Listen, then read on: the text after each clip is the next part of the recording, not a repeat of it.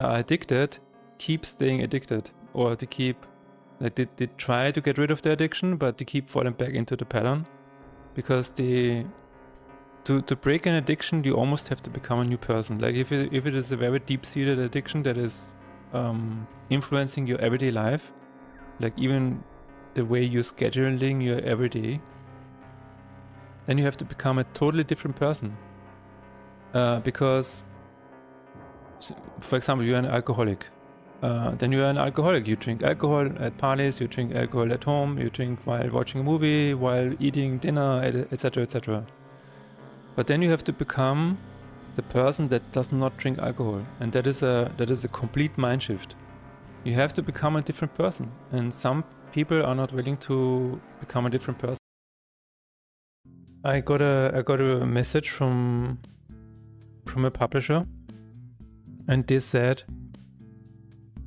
they are turned off by my game because it seemingly uses AI generated art for the cover. And I'm like, no, this is not AI generated. This is where we are right now with AI generated art. It's so frustrating.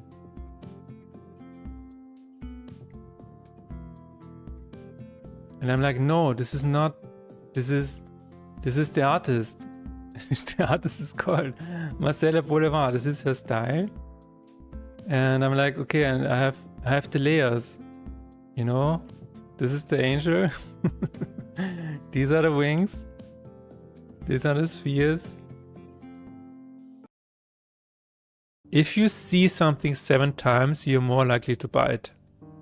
So this is what marketing is. It is not, I mean, most of the times it is about making you buy something or whatever, but most of the time it's just you being aware. So raising awareness, even subconsciously.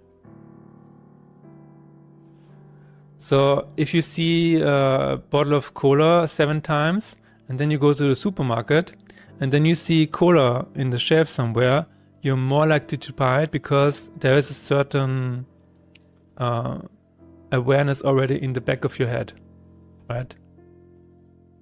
It's fascinating.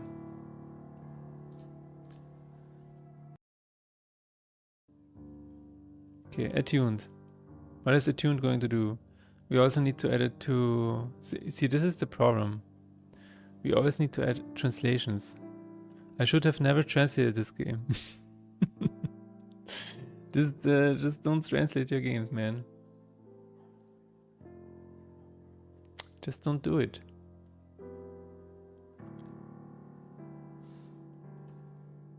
Lakama Attune. What do you miss about your home? Or why do you have this particular feeling right now? Maybe we'll find out in the song. Alright. 7 Jahre lebe ich hier in Graz. Blieb hier hängen und kommt nicht weg. Mein Zuhause vermisst sich manchmal sehr. Und komm jetzt endlich hierher. Manchmal fühle ich mich in dieser Stadt so fremd. Manchmal fühle ich mich hier daheim. Zu Hause kennt mich fast schon niemand mehr. In meinem Auto sind die Sitze immer leer. Manchmal will ich wieder sagen, Roberta, grüß kein Kalbutschnitt. More projects you make, there will be one outlier eventually. I think this is basically what it comes down to. And what most people quit was also a very true statement. Unfortunately, most people quit after the first release game. And so the longer you spend, the longer you spend in game dev and making actual and finishing games, releasing games, the higher the success rate is going to be. Or at least the lower the chances of you actually quitting game dev is going to be, which I thought is quite interesting.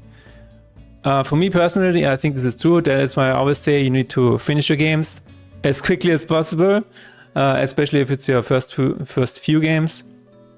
I don't know, just work on a game for 1 week, then work on a game for 1 month, then maybe half a year, and then maybe 1 year, and then, you know, increase those years eventually. Today, the plumber was here and he investigated our wall. And he took a look at it and he's like, well, there is no water pipe behind it. It must be a chimney, right? And I was like, no. The chimney sweep was here and he said it's not a chimney, so it must be a water pipe. But then the plumber today said, yeah, but there's no water anywhere. So what you're gonna do is, on the December 30th, they're gonna open this bad boy up. They're gonna open it up and then we will see what's behind this door. And I'm so excited. I'm so excited. I want to see what's behind it. Is it a decomposing body? I don't know. It's a piece of art, yeah. Did the entity break through now? No, it is still trying. Repent and believe in Jesus.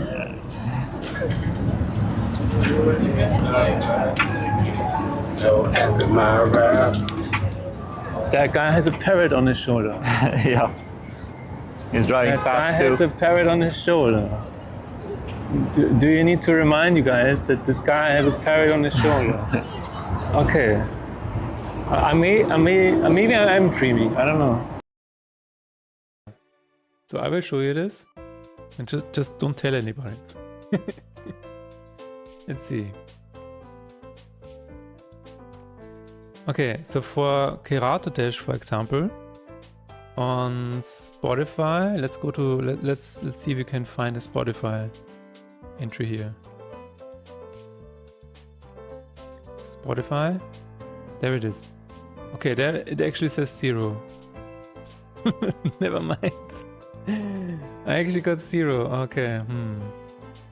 Well, maybe they changed it. Wow, I'm getting 0 for each stream. That's crazy. I was trying to get rich, but how? Never mind. That's my theory going into the trash.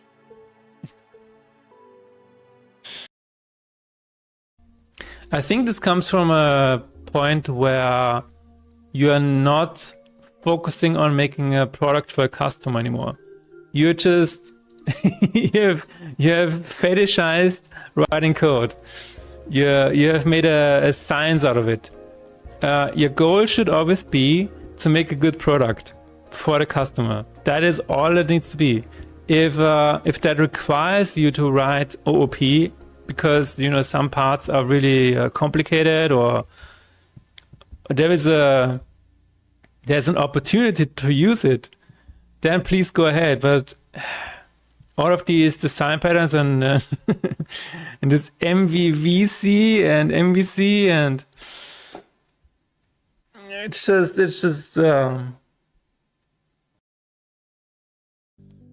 they can very easily be cheated. So the problem is that it's I don't know, it's just so weird, because on the one hand, yes, it would be really, really cool. On the other hand, if every day you have on first place somebody called, I don't know, XXX Cornet Theory XXX owner, and he has this amount of score, it is very demotivating. So, and I don't really know a good way to prevent cheating like that. You could probably find a way to do that, but I don't really know. People will always find a way to cheat, is what I think. And here's something actually that will help you in figuring out if something is scope creep. Hello everybody, welcome back to another episode of Fate and Despair. Hello Corner Theory. Apparently, yes. Hello Rennerpunk. How is everybody doing on this fine, I had to look at the calendar, on this fine Wednesday. It is apparently Wednesday, the middle of the week. Holy shit, we've made it into the middle of the week. Wow, okay. We are gonna, hello Rennerpunk. We're gonna do one thing today. One thing only, maybe, we will see. we will see how far we get. But we will fix the journal page. So, there's the thing that I wanted to do for quite a while. It is allowing players to switch starter decks on the journal, but only between like 2 or 3. So I've made a plan here, and we can execute this plan right away. That is how awesome this is. I'm running on 2 hours of sleep and 2 cups of coffee. That is not good. What happened? What happened to your sleep schedule? I will be staying on YouTube for now, but I love you guys. All right. I know why. No. Okay, so I'm gonna just switch all of these windows around. I don't know why it's not appearing here. It is appearing sometimes, but at least I have YouTube chat here, so it is okay. And it is on camera. I don't know why. Okay, so a few things. Just to get all of the news out of the way. I have not heard from Apple yet, but let's double check. I checked it before, but let's double check. Maybe I got an email today, right now. Wait a minute, there's a bunch of weird ones. No, okay. Okay, no info from Apple yet. We don't know if the iOS port has come through. Second of all, yesterday was the opening night live in Gamescom. I have not watched it. I have watched the summary. I watched the best few trailers, and it looks kind of underwhelming. I don't know. It is what it is. The only thing that I am kind of excited about is Pony Island 2 trailer, because that actually got a kind of a release date. Yeah, no, it got a release date, right? That actually looks pretty cool. It is by the guy who made Inscription, so expect a lot of weird stuff happening, and I always think that the games he makes are very inspiring to me. So, oh yeah, it is on April 27th. In 27. Okay, so this is what, half a year away from being released? Nice. I did apply for being a beta tester, so hopefully I can test it. Hopefully I can test this game and find some bugs. I don't know. But it is gonna be, I think, really interesting. Very cool, small mechanics and stuff like that. And he also works with more real actors, even more. But yeah, it's gonna be crazy. All right, just in case you want to check this out yourself, here you go. Pony Island was good, yeah. I agree. Can I do this? No, I can't. Wait a minute, I can move this over here. And then I have YouTube chat over here. I don't know why YouTube chat is broken today. I mean, in the this restream menu here. Usually I see it every time, but for some reason it's not. Pony Island was good. I have not played Pony Island 1 yet. I should probably play Pony Island at some point. It's like Pony Island on Steam. It's like, I don't know, it's it has not caught my interest that much. But yeah, this was, I think, the first one that Daniel Mullins really found success with, right? So maybe I should check it out before diving into the second one. I did not check out the Hex either, because I also think that, I don't know, it seems a little weird.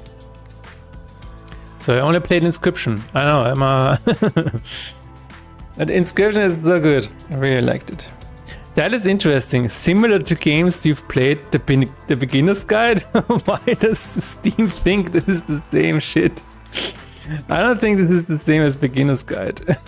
Inscription, Beginner's Guide. No, I don't think so. YouTube is broken channels so terrible to use these days. That's okay. For example, give us an example. But I think that's it in terms of news. Yeah, I mean, in terms of new games with fall in the title, there is I don't know what it is. There are at least 2 new games coming out that have fall in the title. And I don't remember. Yeah, that is how it is. I was not a fan of the Beginner's Guide. Oh, really?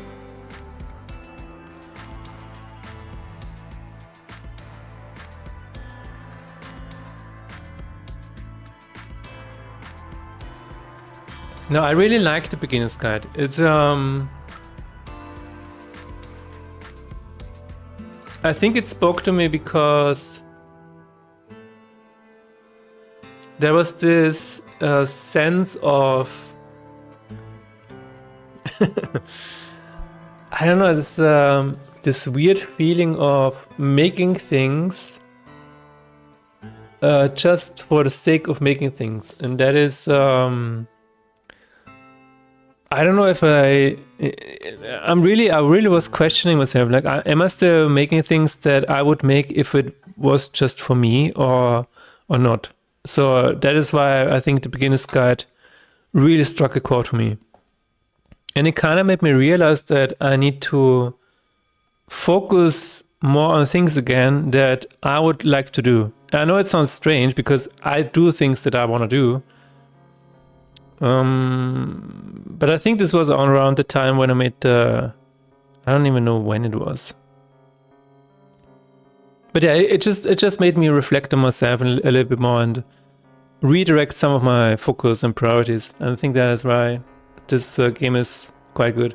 The game itself was good, but the story being a lie put me off. Ah, so you... Oh, okay. So you would have preferred this being a real thing where you're actually going through unreleased maps that were just lying around on somebody's PC. I mean, that would be really, really cool. I agree. And that is probably something that you can still find somewhere out there. How are you? I'm doing good, Death Trail. Thank you. Death Tail. Thank you for asking. How are you? Even if we're not alive, the narrative was unethical. The narrative was unethical. Okay, so in terms of the narrator just using this unreleased content for personal gain, or releasing it without their consent, is that what you're saying? I think this is where the conflict comes from, but I don't know. It's Darth Blackman, hello, how is it going? We are just talking about the Beginner's Guide.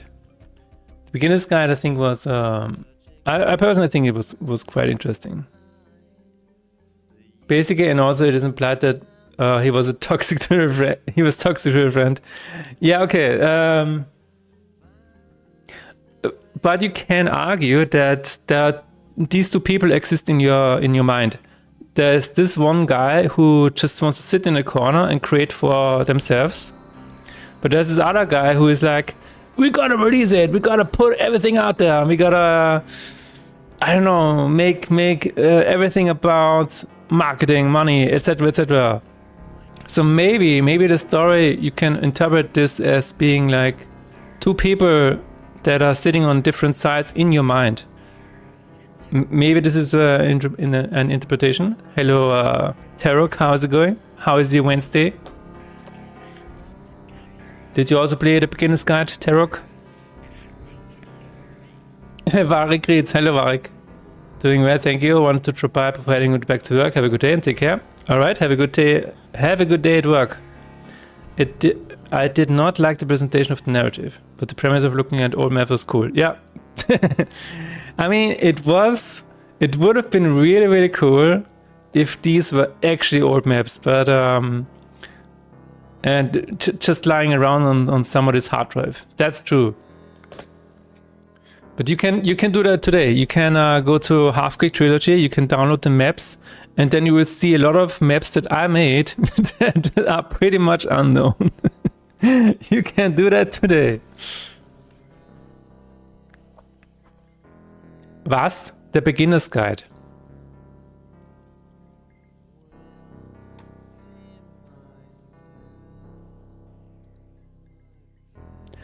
Oh, is it?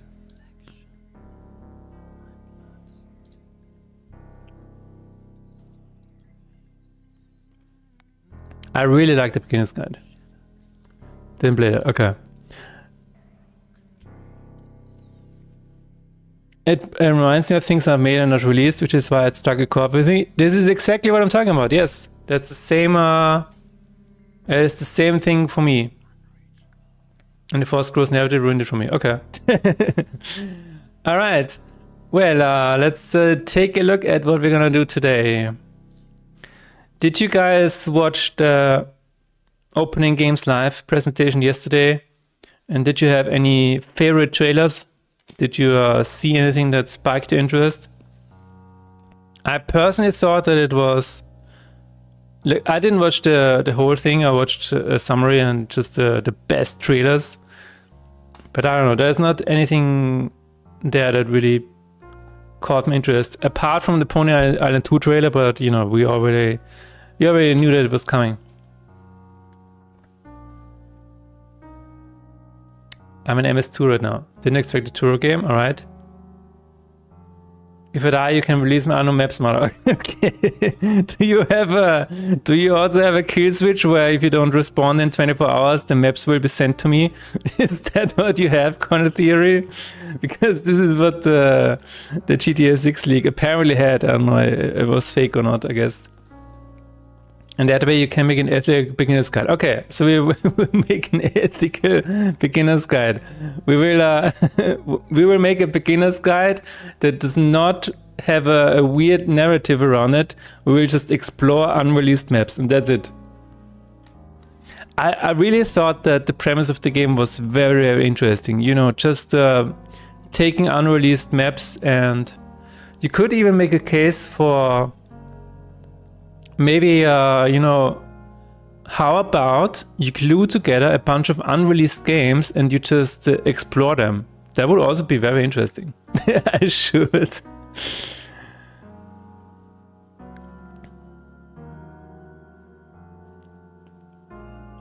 The one game from HoYoverse was somewhat intriguing. What was the name of that? But yeah, that is still an interesting premise. So, okay. I'm seeing a marketing niche here. Releasing a beginner's guide game without pretty much this weird narrative around it. Just exploring some kind of unreleased stuff. And then it's like this really eerie kind of sensation of what could this be and what does it mean, and that could be interesting. A bunch of friends have been playing Big Walk and it is good. What is Big Walk? Big Walk. Oh, apparently I already looked at it. Oh, okay, yeah. I always forget the name of this game. Oh, this is from the creators of Untitled Goose Game? I didn't even know. But that kind of makes sense, yeah. I heard about Big Walk, like a lot of people are playing it. Yeah,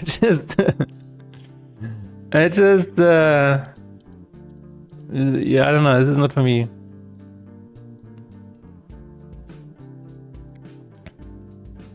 I do not feel targeted by this game. Friendslope.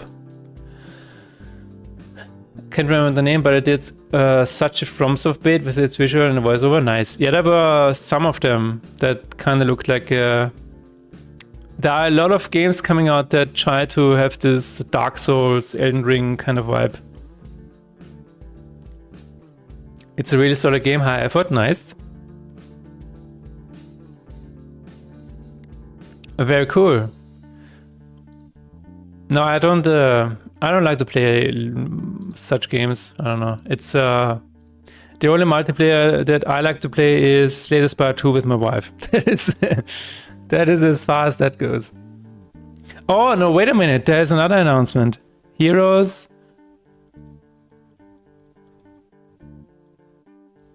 This game was also announced. This is Heroes of Might and Magic 3 Remake. This is pretty interesting. Because I was a huge fan of Heroes 3, the old 2D game. So this might be pretty cool. I don't know. This might be pretty interesting. I mean, they have dragons. So what can go wrong? Dude, the towns look so good. I don't know if you guys remember Heroes 3. This is what it used to look like. Can we have a town screenshot here? Is it on? It is on Steam, right? Yeah. Mostly negative. All right. Okay, this is what it used to look like. So this is an old town, right? And I kind of. Oh, I actually picked the same town. This is actually really cool. Would you look at that? That is pretty nice. So this is the old one. You can see the shrine over here. You can see the tower over here. That I would say is pretty nice. They even have this over here. That is pretty cool. I like that.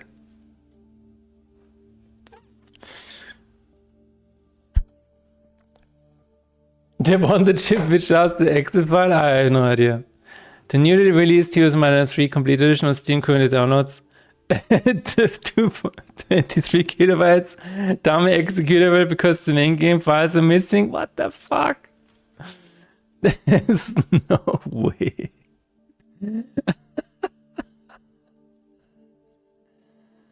This is incredible.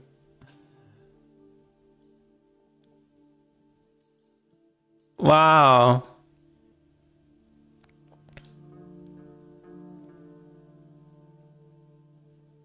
"23 kilobytes of pure nostalgia." Oh my god. Wait, this just released yesterday. Oh, I did not. Ah, that makes sense. Okay. Yeah. I kinda. Okay. I will not say that it's their fault, but I kinda understand why this happened. It is because the Steam backend, there's a bit of a weird thing going on with the depots. So you can, it is very easy to make this mistake, okay? I don't want to defend them or anything, but it can happen. That is hilarious though. Best game ever, Black Screen Simulator. Well,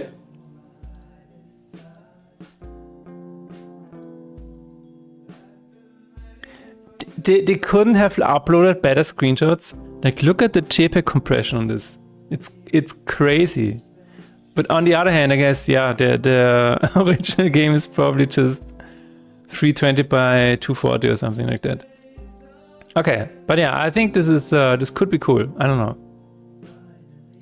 Could be interesting. Will they ship more than just an exit file? We will see. We're only human, yeah. No, Ubisoft is not only human. They are held to a higher standard. That just happened. That's crazy.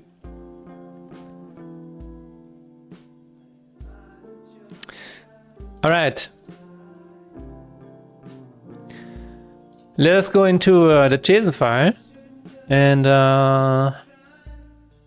if you guys can remember anything else that was announced. I guess the Final Fantasy VII Revelation trailer, dude, it is what it is.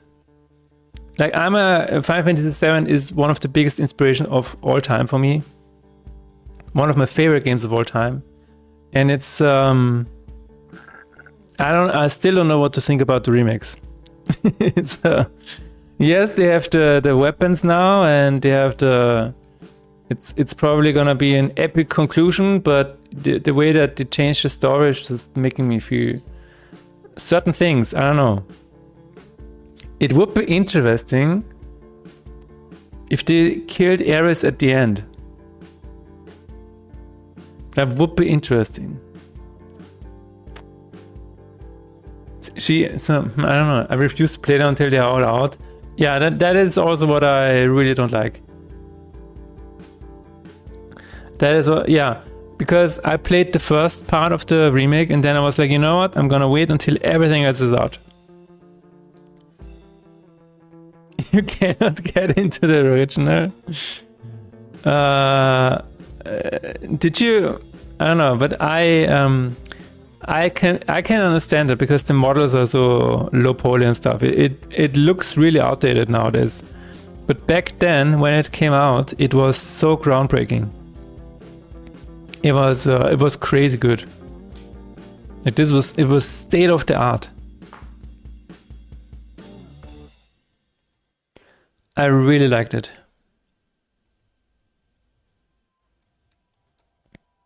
But yeah, nowadays it is kind of a hard sell.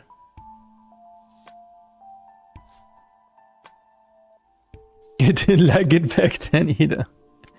Why? Wait schon mal.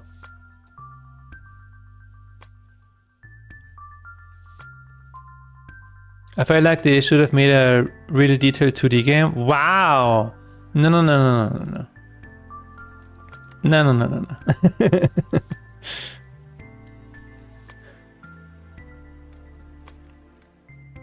And then FF8 pushed me over to liking 3. Okay. Yeah, but see, this is what has to happen. Final Fantasy needed to happen for Final Fantasy 8 to live.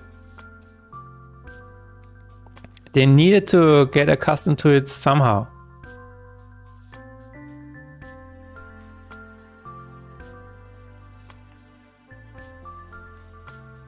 But I can understand. The models were not that good.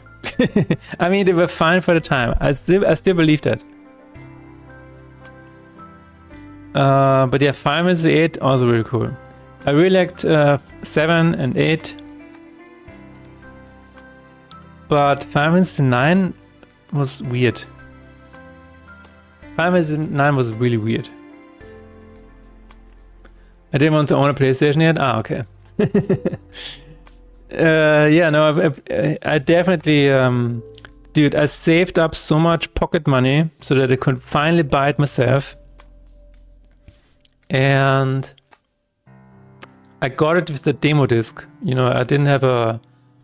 Oh yeah, I bought PlayStation. You get the demo disc. And I also bought Command & Conquer 1 for it. That's right, I played Command & Conquer 1 on the PlayStation with a controller for many, many hours. That was one of the best games ever. I didn't have a good enough PC back then, so PlayStation was the only way where I could play this. Good morning, 8. How's it going? Happy Wednesday indeed, yes. How is your Wednesday going?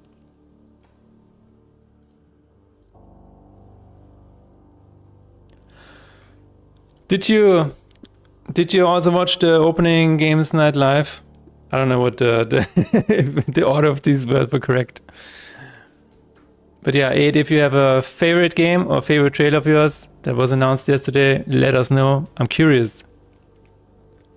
You played 8 on Windows PC and bought the PS1 for Chrono Cross. That is amazing. I remember that there were PC ports, yeah. Of 7 and 8. Isn't that wild?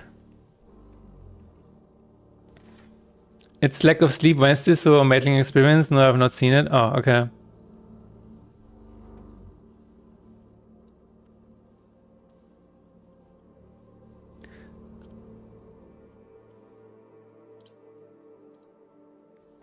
Why does everybody have a lack of sleep? I feel like that's at least 2. 8 and Render Park. My whole Final Fantasy 8 experience was mostly MIDI music. That is white. What? That is why? Why, Cornet?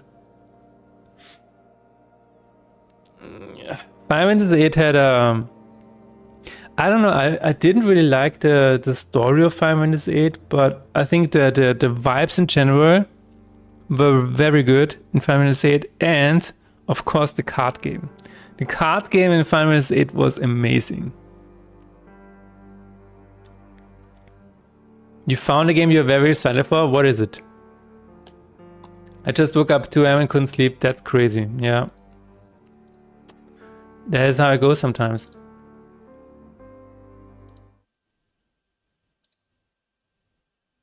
There's the demo trailer. Anime defragments by FPS with country pixels. It is so excited for this. It is really excited for this. Yeah. I wonder why.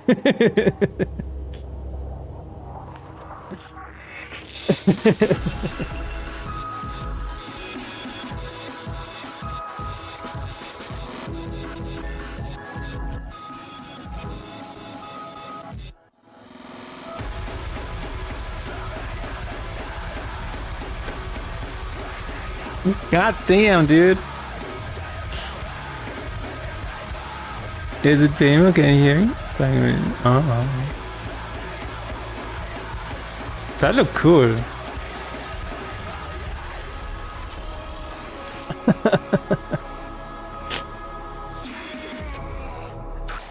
Okay, interesting. Play the demo on Steam. That was also that wasn't even announced yesterday. It was announced 2 months ago. Find me in the net.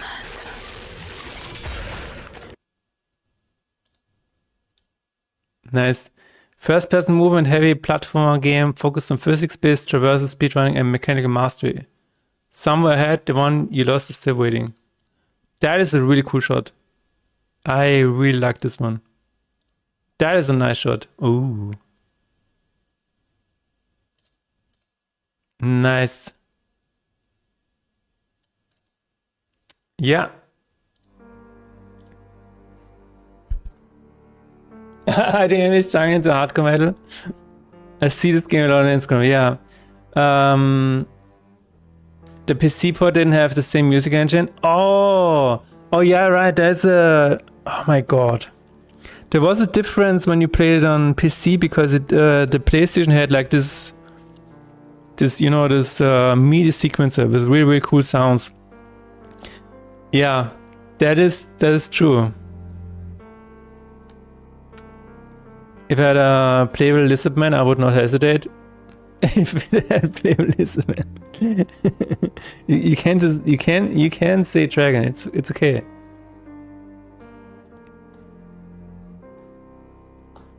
So 2 days ago, I was instantly like, oh my lord, that's cool. Yeah, no respect for that. Dude, I really like this shot. That is a really cool map. Okay, Lizardman is a broader term. Okay, I stand corrected.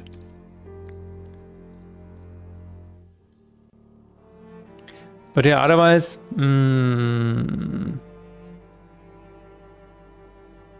what was the one game? I mean, there were a lot of games that.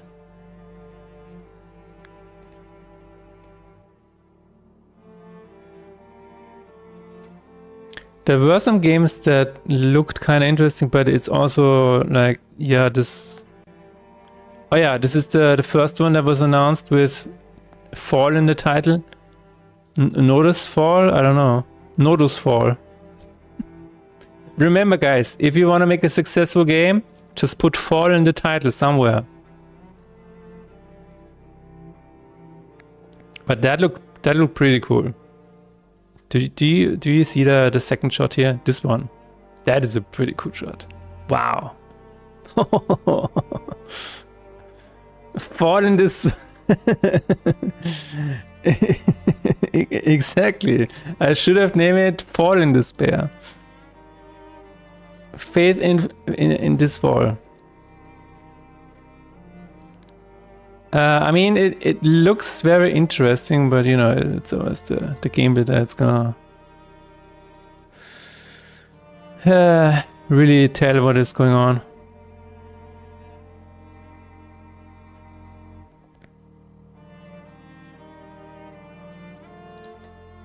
Other than that, this is an anime game, Control Resonance. Oh yeah, Silent Hill Townfall. Silent Hill Townfall, what about that? That's another game with fall in the title.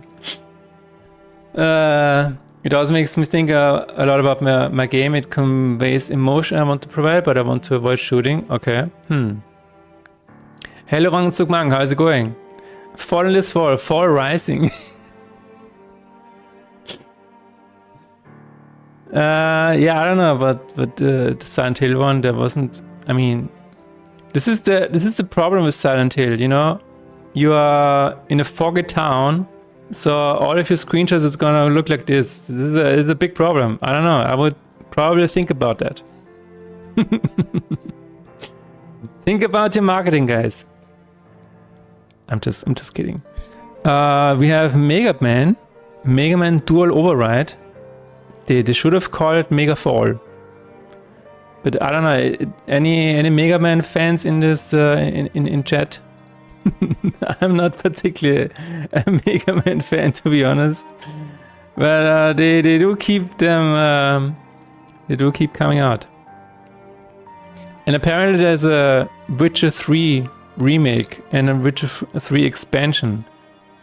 Even though they're still working on Witcher 4, I guess. Oh yeah, Control Resonant, that looks always very, very cool. Like the entire franchise is very interesting. Hello Mega Burger, why do programmers prefer dark mode? Because light attracts sparks. That is a really good one. Yeah. That is very cool. They have a handheld CRT, which is a thing. The Fall Man. Path of Exile 2 1.1 is exciting. I've seen it as well, yeah. That is a pretty cool transition here, I would say. The guy jumping on top of this one, that is very nice. Yeah, this is a game that I really, really respect, but I just don't have any interest in playing. I don't know. The entire Control, what is it called? Franchise. Yeah, it exists. It is very cool. I respect it. The same for Metro. I mean, I've seen a lot of it, but that was pretty much it. All right. Yeah, and 2 will arrive in and die in a month. Looking forward to it. Oh, okay. It will arrive and die in a month.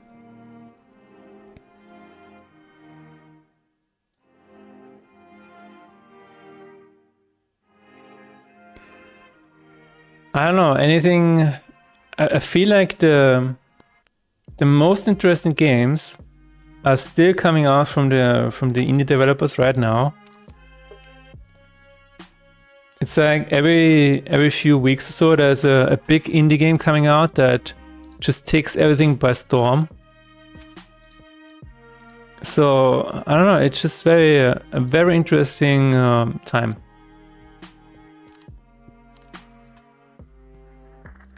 I'm going to play games in 50 minutes, so I will fade away, but I keep up the good work, sir. Alright, have fun playing games. And thanks for sticking around. Okay, this is going to be side button. Oh, it just removes the... We're just removing the function call. I see. Alright. We're going to go to the splash screen.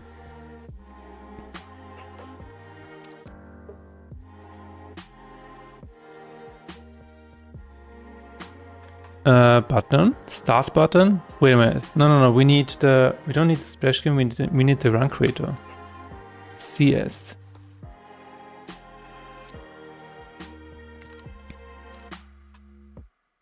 I think the most I'm excited about right now is the new character in Slay the Spire 2. It is what I'm most excited about right now. I don't think there's any other game or any other thing that I'm really excited about.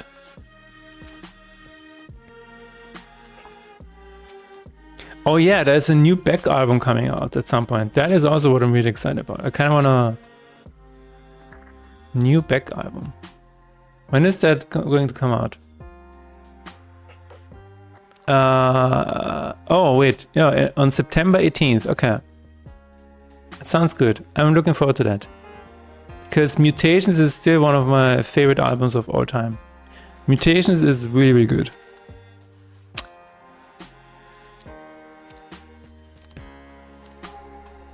Other than that, I don't know. What am I excited about?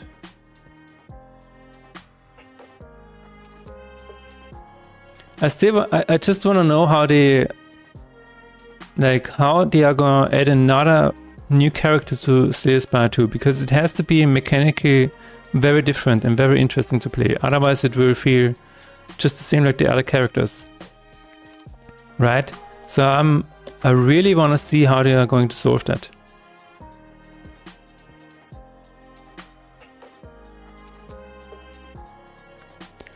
All right, let's take a look at where this is referenced, and then you're gonna hopefully see. Oh yeah, this is the function call set to empty. Yeah, there it is. To be honest, these days I found myself losing interest in big AAA games. I know you said Bark, but they feel like movies with game in between. I want games that are gameplay first, and the moment I see cutscenes, game tend to lose me. Yeah, I think that's a pretty big thing, honestly. This is why a lot of smaller indie games, I think, are currently getting a lot of praise, because they cannot have these huge production values for cutscenes and everything. So they kind of have to focus on gameplay, and that is, yeah, that is what people want when playing games. People want to play games, not watch movies. I think the movie side is coming from the fact that, you know, when I remember Final Fantasy VII, having a cutscene being rendered, like, I know it was pre-rendered, but seeing this pre-rendered cutscene, it was something really cool, because you could see the technological advances. So it was kind of a celebration of, yes, we can do that now. And that is really cool. And it still looked like crap back then. But nowadays it's like, oh yeah, I know we can do that now. You don't have to show us again. We know we can do it.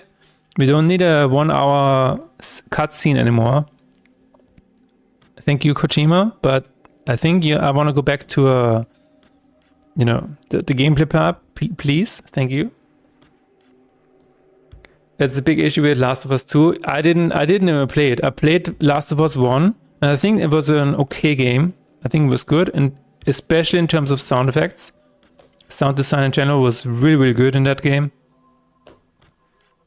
But I didn't play the second one, because I just saw the trailers and I was like, oh, they're focusing way too much on story and cutscenes. And I don't want to see these cutscenes, because they were overly violent for, to me, no reason. There was some made-up character thing made up so that the violence was justified, and we're like, no. You know what? You're justifying your own violence fetish over here. I don't want to be part of that. It's fine. So yeah. On top of it being just a boring horse simulator. Yeah, I don't know. It's I think you're right. Back then the cutscenes felt different because it showed different graphic fidelity compared to gameplay. Yes, so it's sort of adjustable in some sense. Exactly. Yeah. No, again, I bring up Final Fantasy VII because it was so cool. You advanced a little bit, and then it showed you a cutscene of Sephiroth pulling out Jehovah from the socket, and there were all of these cables, and everything was sparkly, and it was just so cool. Cutscenes ruined gaming. I love it when it was just the premise. and came with a story being the last thing. Yeah, I think this is why, once again, Dark Souls and Elden Ring are just so cool, because the story is there in the background. You can sense that people have invested time into world building, and that is pretty much all you need, right? You need to feel immersed in the world.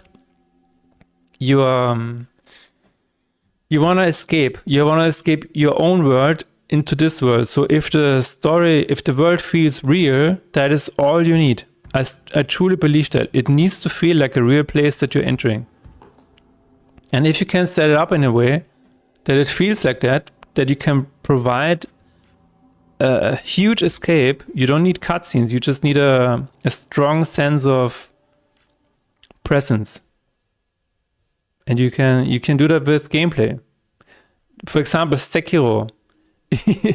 I said it before, like in a previous stream, but Sekiro really felt like you are the guy fighting. I don't know how they pulled it off, but it was so good. It was so responsive, and yeah, I watched this really, really cool game. That's why I love games like Riftbreaker, Factorio, and even Path of Exile, because it's gameplay game is exactly, yes. Racing games are the last bastion of good story, less fun games. It reminds me of MotorStorm Apocalypse. Dude, MotorStorm Apocalypse was so good. I loved it.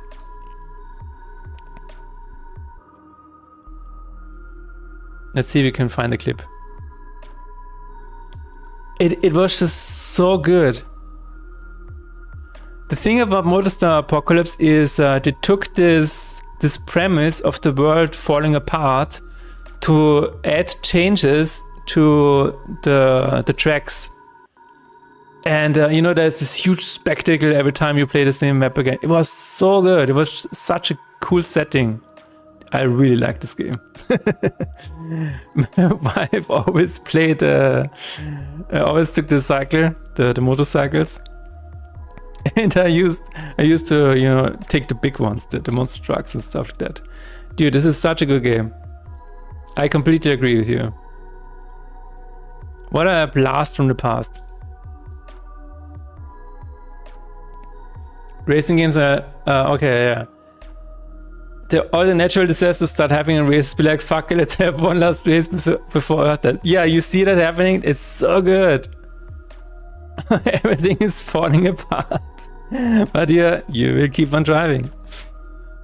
This is really, really good.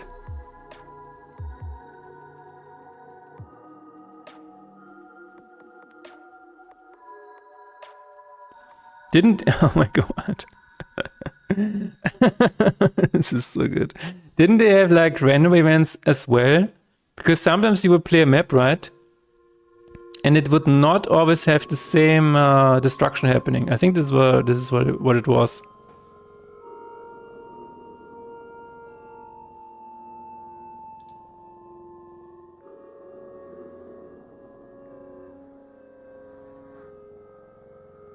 Yeah, this is such a good idea.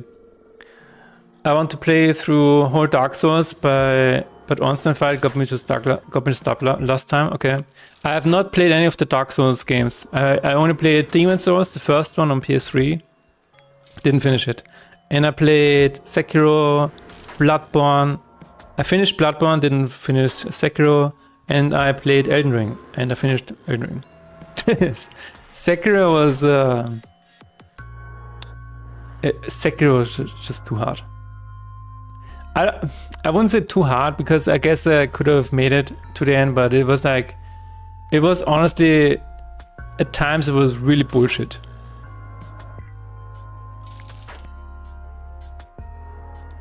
Such a cool game. Look up Split Second. I love that one. You trigger events that would alter the track race. I think I played a demo of this.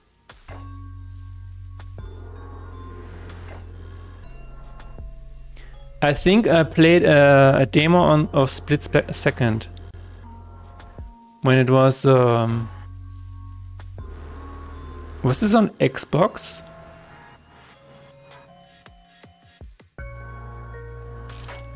It's almost like developers are much more creative than they're forced to do boring shit. But I mean, Yeah, I would say so. That's really cool. Yeah, I think I played this because I remember the symbols and everything. Yeah, and I remember this UI down here below your car. I think I played this. When did this come out? 2010. Yeah. I played this on Xbox. Correct me if I'm wrong, but I think it was on Xbox 360. Could be correct, right? Because that is why I played it.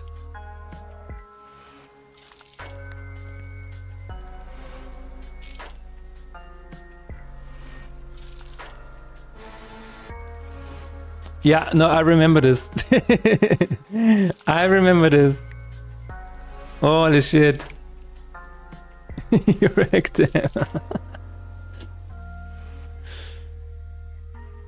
Wow. I cannot wait for the new Star Wars racing game.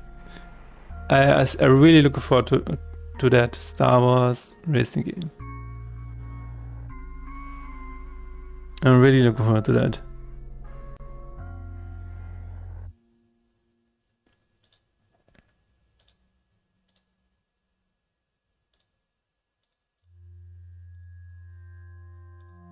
It seems kind of boring in comparison now. That is hilarious.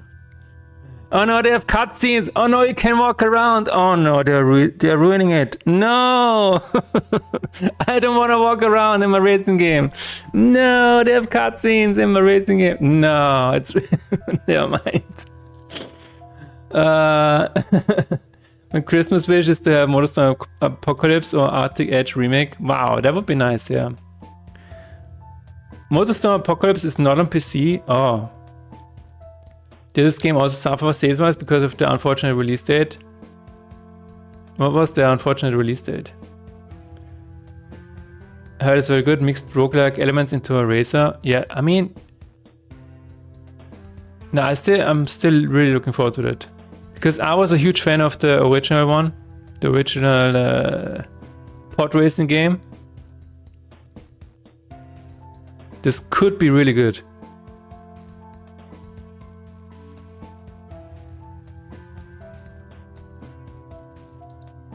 Did you just have the high ground? What if you have the high ground during a race? What does it mean? I want more Burnout likes. Recreation 2 came out and sold. Okay, apparently. Alright. This looks okay.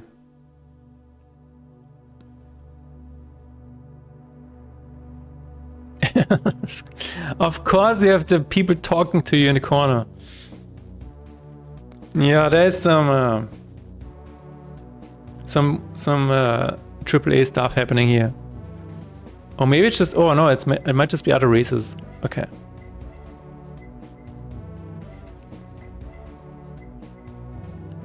It looks boring since the speed is not there. I feel like, I don't want to defend it, but yeah, compared to the other two that we just watched, like Motorstorm Apocalypse and Split Second, this looks kind of boring. Isn't that weird?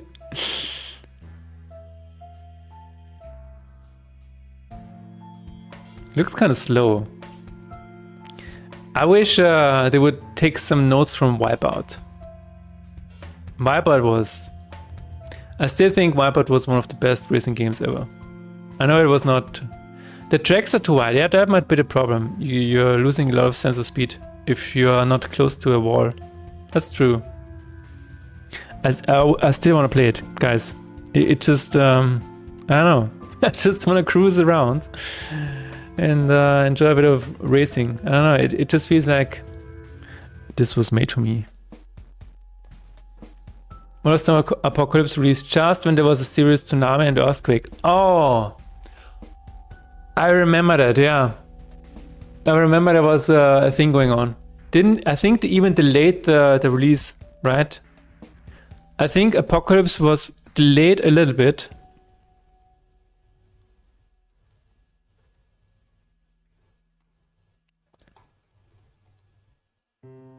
I think there was... Yeah. See? MotorStorm was delayed in Europe because has been delayed due to sensitivities over Japanese earthquake and tsunami. Yeah, I remember this.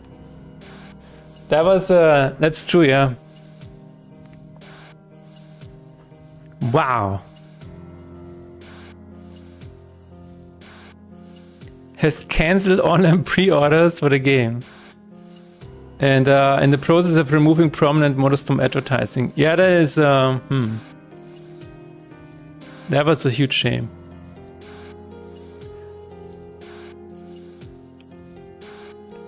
Looking at all games through Prison of Game Designer is tiring. You also find yourself doing that?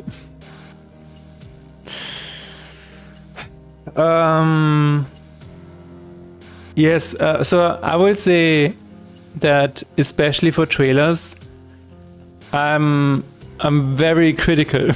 So if you, for example, if you see me watching the trailer shows like the opening Gamescom Night Live or whatever it's called yesterday, you will hear me say a lot of harsh things.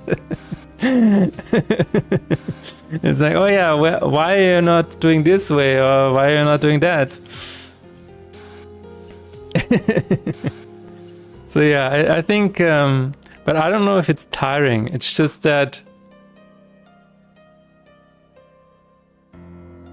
I'm trying to find things that I can get inspired by. I think I think that the one thing that is tiring is when I see a lot of games that are not doing anything interesting. Where I'm like, okay, can we try to experiment a little bit? Can we? What is the? Maybe some games feel a little bit too safe, is what I'm saying. This is, I think, what actually can be a little bit tiring, because like, are we doing that again? Are we still doing that? That I think is, yeah, I think that might be it. 8. But other than that, I really like trying to figure out why they did certain things, or try to trace some decisions.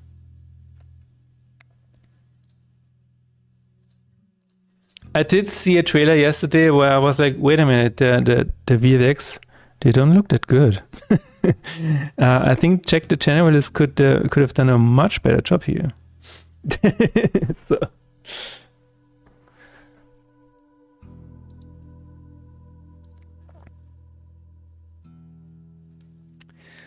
All right. If it's not a custom game, we are going to keep this, or maybe change this to action show deck, action switch deck. Yeah, let's have a separate function for this. Why not? That seems good to me. Speaking of VFX, Art Bible is progressing fine. Are you talking about your Art Bible, or what are you talking about here? Okay, cool.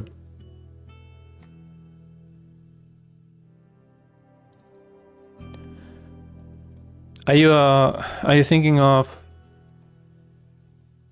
when are you thinking of making it public? Is custom game.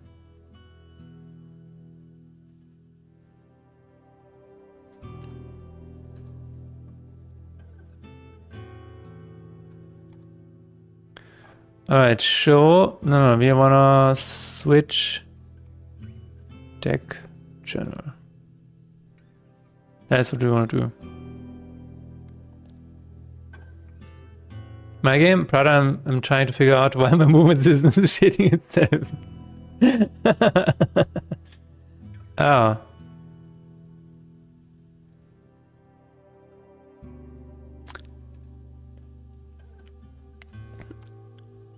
Well,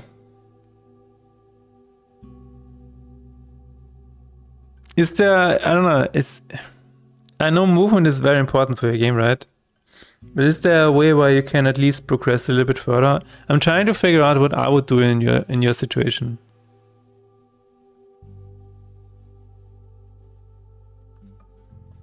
But yeah, it's tough.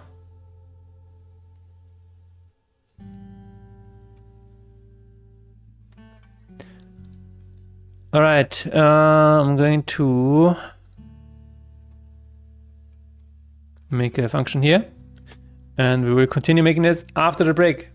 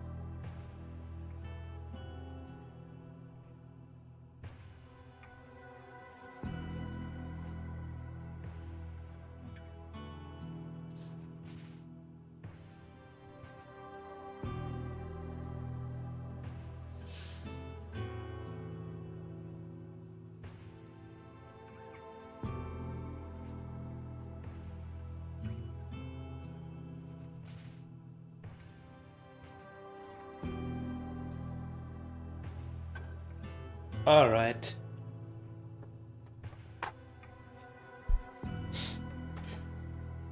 Apparently, we're gonna have 35 degrees again, which I'm not looking forward to.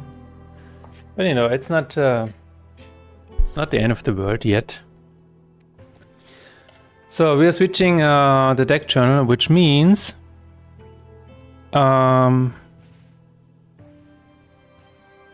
next deck. Let's take a look at what that is. Current deck, current custom deck.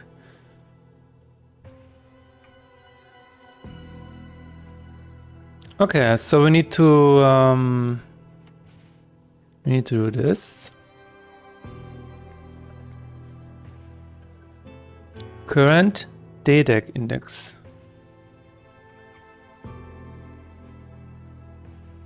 I guess, okay, so what we're gonna do is we're gonna increase this if is bigger than or equal to, this is the current day, right? Yes.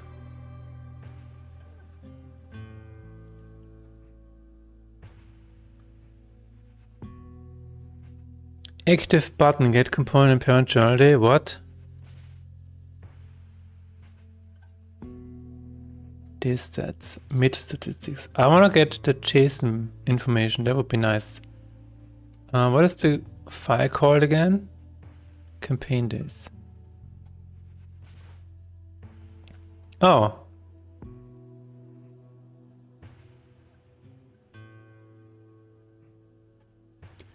Campaign day. Get journal. Where is this used?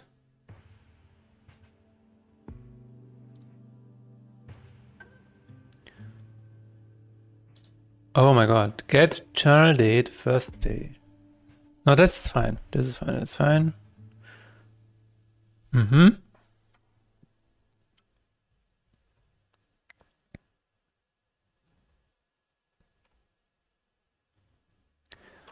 So run creator, we will have the day here for the current day.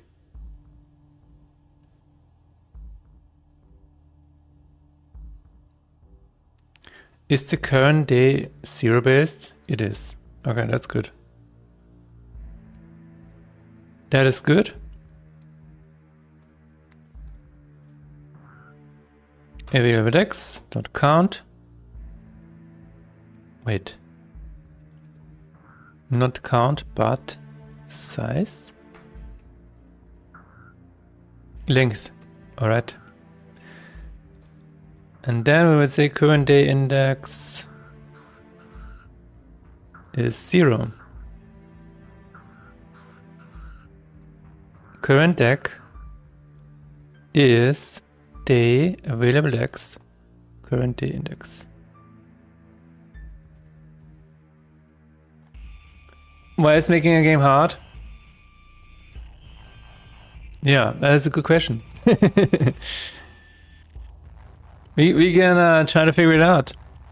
I think why making a game is hard is because you might have a vision in your head, but the way to get there is filled with so many decisions that you have to make. Like every step of the way you have to make a decision. So you might arrive at the end point somehow, but you're never really sure if it aligns with the original vision that you had in mind. I think that is why it's hard. So you might arrive at the end, but then you're like, wait a minute, I took a wrong turn over here. So this completely derailed the project and we got way too far off the path that I had in mind.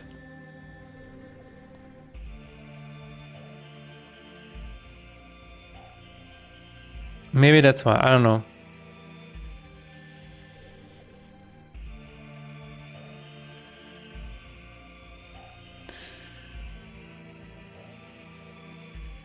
It's also, you know, because of so many different professions that so many areas of expertise that are required. Art, sound, music, code, game design. Or maybe we're just making it hard for ourselves. I'm not really sure. If you take a look at some of the games that are successful, maybe, yeah, maybe we're just making it hard for ourselves. I don't know. It's like whenever I try to make something simple, it still turns into something very complex. I think problem is that it connects all creative disciplines combined with design and engineering, yes. And as a person at the top, you need to be able to take all this information and combine them into work, and that's fun to engage with. Exactly. Yeah.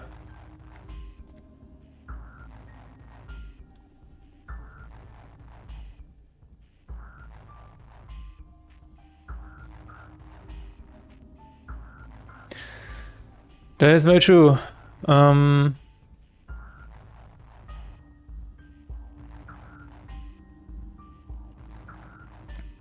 don't know.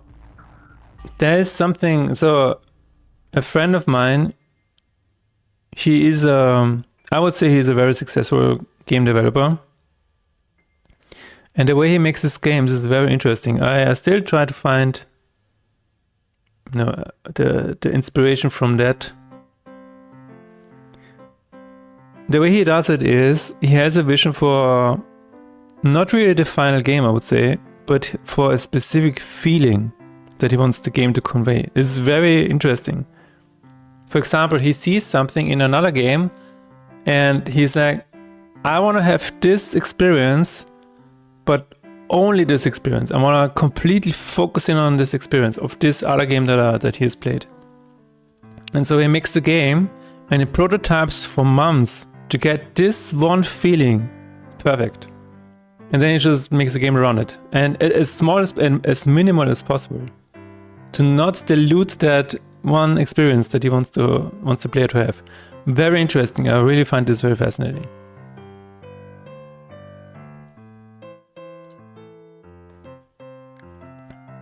I'm curious how many accounts there are on Steam that ship the game.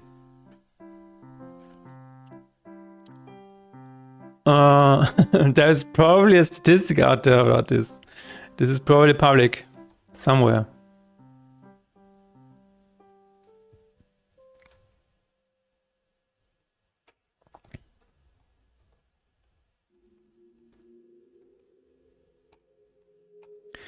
Okay, we need to try int pass or try pass.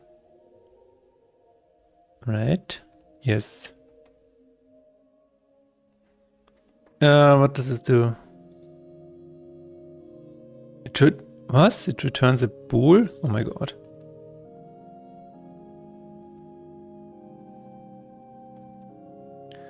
I guess it needs an out. Yeah. Yes.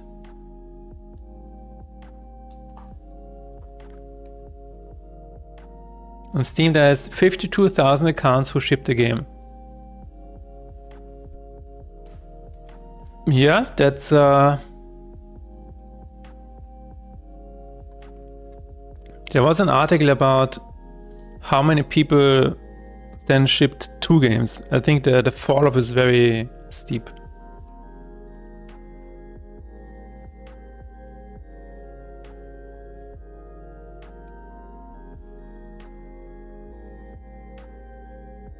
Feels like a lot and a little at the same time. Yeah, that is kind of weird, right? Feels like a very huge number, but then you take it in context of how many people there are on the planet. Then it doesn't feel that big anymore. Or how many players there are on Steam. It's like, oh yeah, the number is still kind of low. But how many games do get released on Steam every year? So that means that a lot of them are releasing more than just one, right?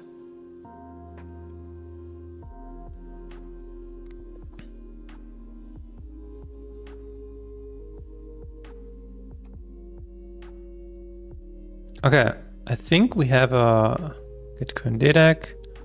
Why is this underlined?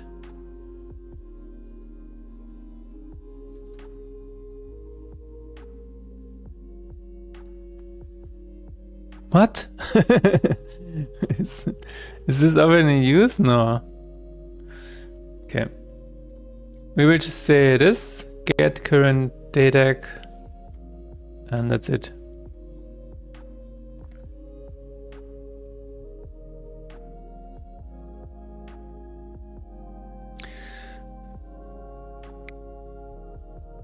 But yeah, I feel like the number will definitely grow with AI. I know that a lot of people are saying we should not use AI for making games, but you know, game developers will not care, and it will seep into various steps of the way of making a game. So maybe that number will increase, I don't know. I feel like you have a bit of track. Imo, there's probably a handful of developers that just spam slop after slop till someone sticks with inflates the quantity. Yeah. No, I'm just going off of articles that I've read, where it's like a lot of accounts release one game and there's not a lot that this wasn't how to market your game.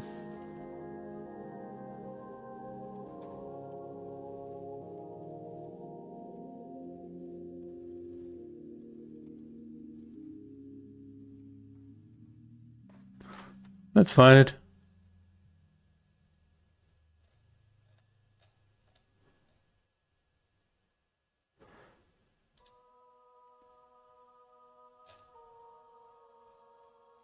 Nope.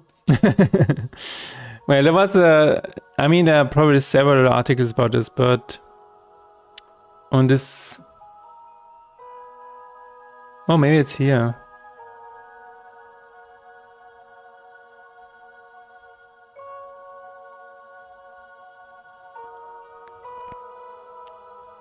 Oh, there it is. See, number of games per studio. We have 30,065. There it is.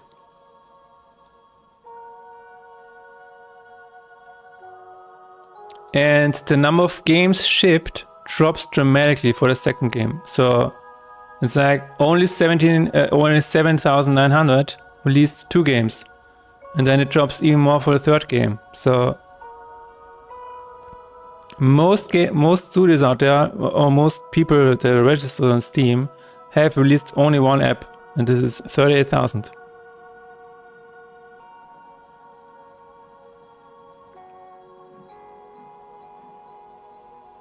That doesn't add up? Well, you figure it out.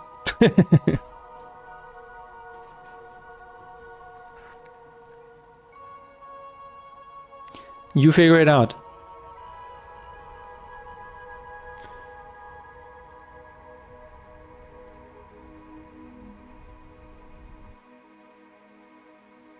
Show deck info, right. There it is. Okay, let's try it out.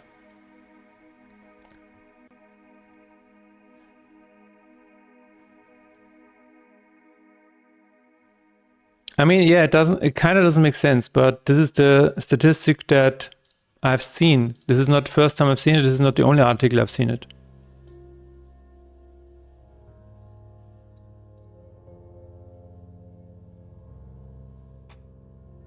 Not sure.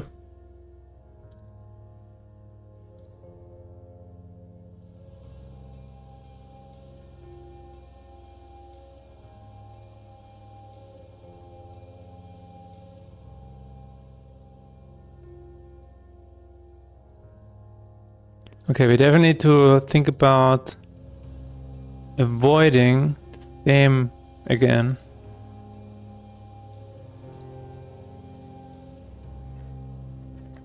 If 2025 released 20,000 games, there's 52 developer accounts and 75 of developers shipped more games. This doesn't add up.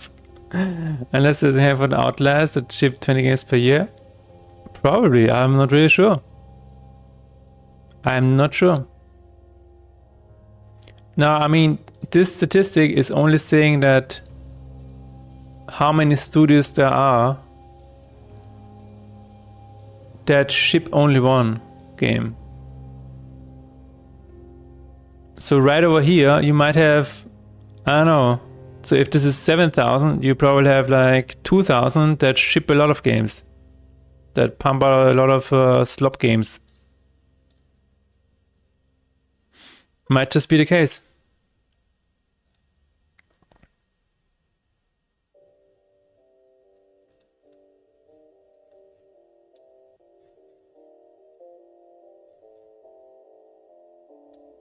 Might just be the case.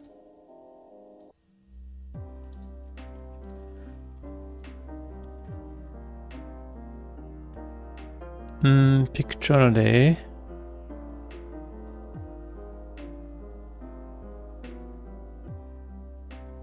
Data set. Is this what this button is calling? Let's check it out.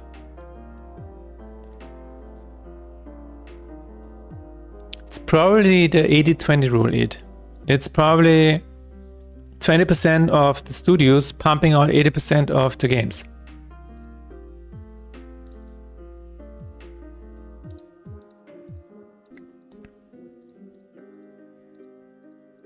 Okay, this is still not working, alright.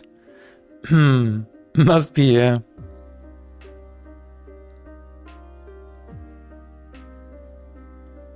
This is picture, oh, indeed, picture all day. That's nice. Okay, we can reset.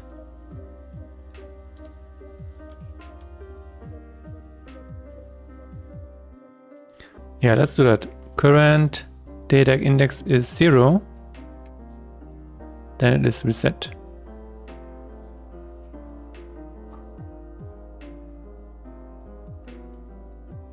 Oh. Is this no, this is only here.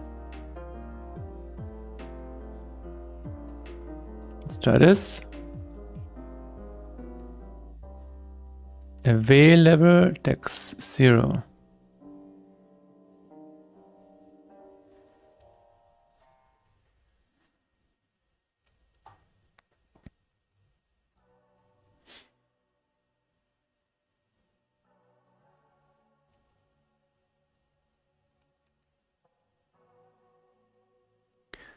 Okay, it's another 0.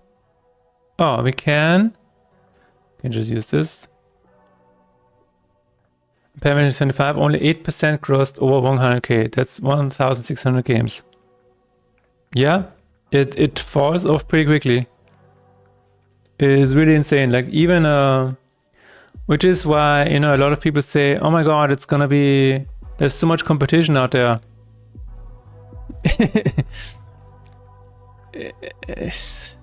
Oh my god, my game is going to be buried. No, it's not. It is not. Steam will make sure that good games will still be on top. It's fine. You just have to make a good game.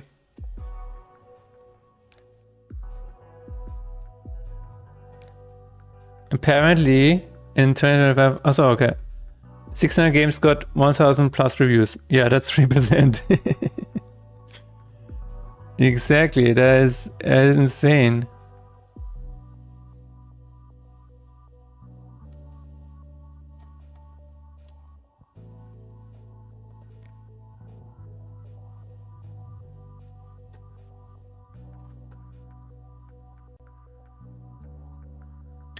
I mean, there's still a bit of a competition going on if you are making a big game, but yeah, I don't know if it's.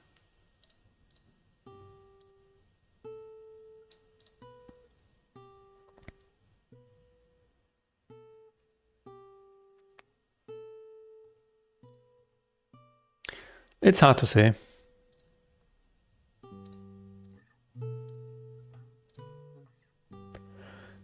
All right, does this work now? Yes. If we go back here, what happens then? Yes, that looks good. Oh.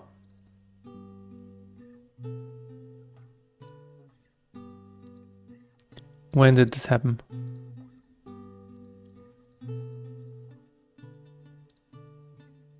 When and how?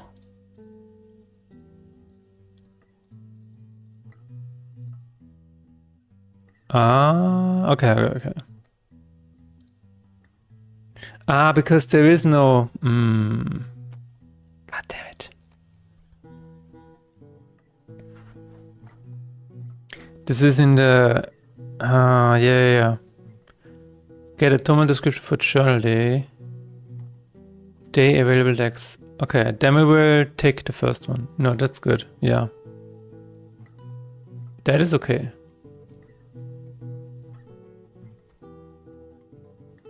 Same here then.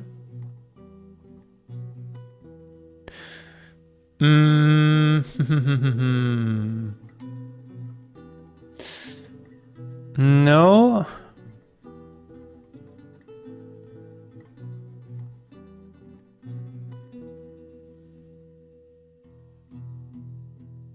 Because if you are on this day currently, oh my god. I guess we can say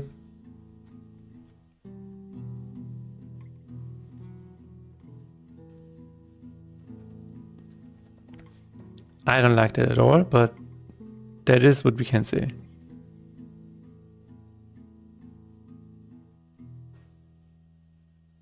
No, that's not. Okay. Now we need to make a separate variable here. So, chosen DADEC is current DADEC index. If chosen DADEC is greater or equal to dot length, chosen DADEC is 0. Oh, I will just say 0. Yeah.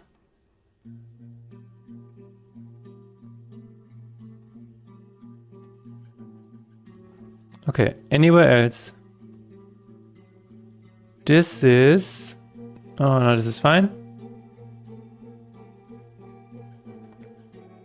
Switch texture is also fine. Current data is fine. No, I think this is it. Yeah. We might have a problem with... No, actually, there's no problem.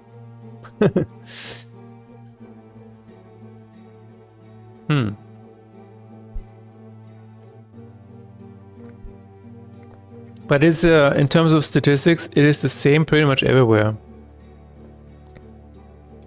Even like take a look at Twitch statistics. Even if you have, for example, 20 viewers, you are already in the top 3% of Twitch, which is kind of insane, right? Matt Chirpy, for example. Matt Chirpy is in the top 3%. Yeah, just 20 viewers. I mean, it sounds like a small number, but it is a huge number.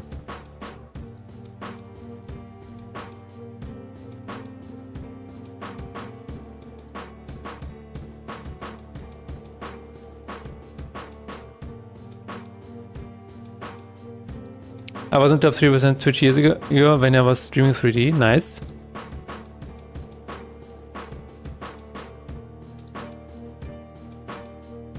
Probably could have gone, but I couldn't commit to the time.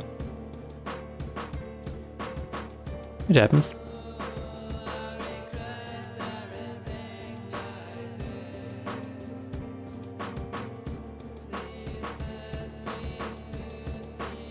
Okay. Seems to be good. We definitely want to fix the button being padded a little bit. Let's see.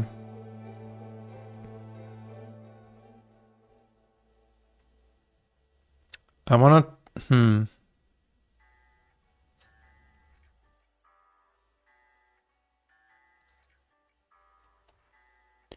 Yeah, this is yeah, here it is. Button tab journal. No, wait a minute.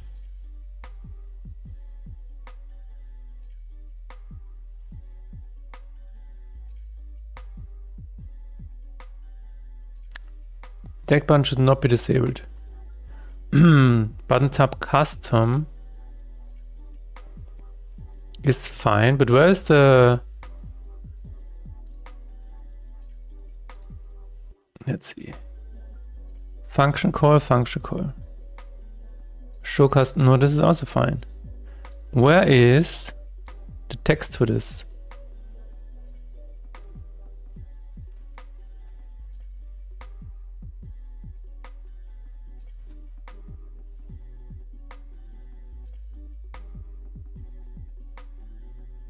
Description deck name. Is that it? That might be it.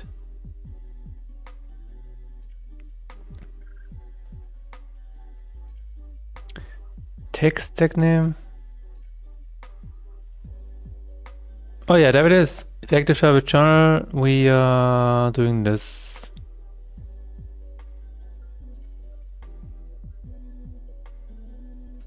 Okay. Be gone.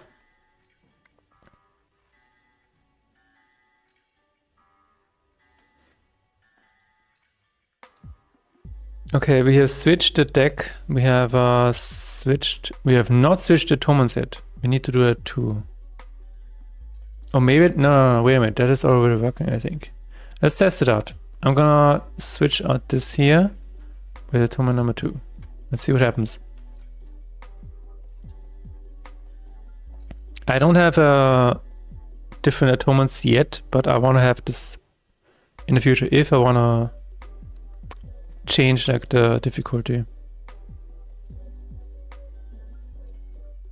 So I'm gonna switch this and it's Are you not doing sure that. this is the right way? I'm not exactly sure, but you know. Hello Nixonali. How is it going? Nixonali, I have a question for you. Are you excited for this game?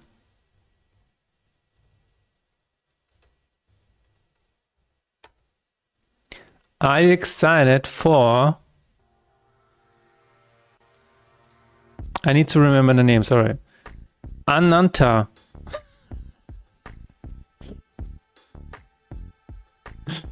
Are you excited for this?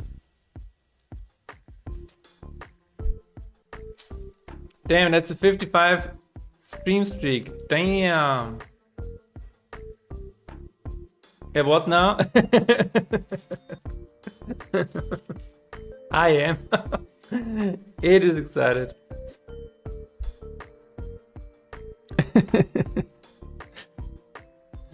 Why does it look like Gmod?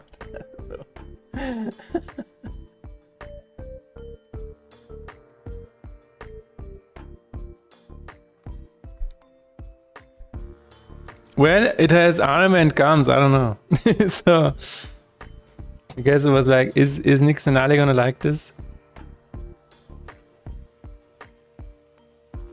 Other than that, I have what do I have for you? No, I think that's it. Yeah. No. Final Fantasy Revelations. Dude, I still don't know what to think about this. I'm so torn on this. Like this looks amazing. My teenager says this is cool. This is cool as hell. Seeing the weapons in this kind of fidelity is crazy. Although the airship. Oh my god, wait a minute. Oh my god, yeah. This is one of the weapons that you have to fight against. You can barely see it. Oh wow. That is pretty damn cool. Wait a minute.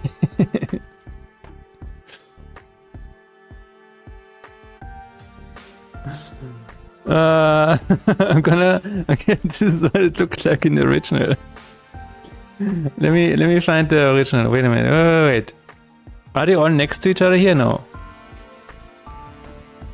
Is this Ultima weapon? No, there is no way this is Ultima weapon.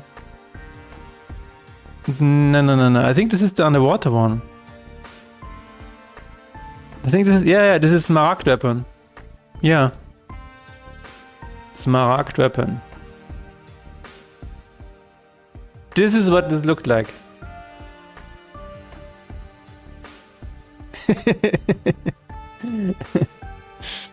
This is what the Smaragd weapon looked like. And this is what it looks like now. I think this is a pretty this is pretty nice, I would say. It's pretty good.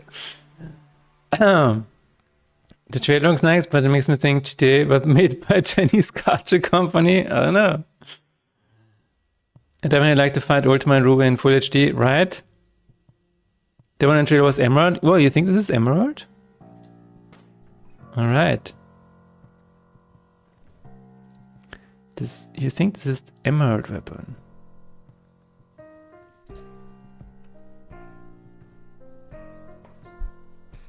Oh, you might be right. Yeah. Okay. Yeah. No, wait a minute. This is the same one.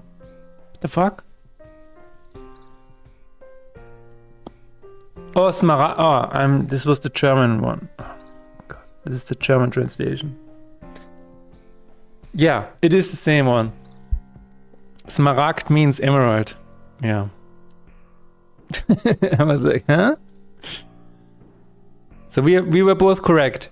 It's fine. I don't know what that is. Is this Bahamut? Probably.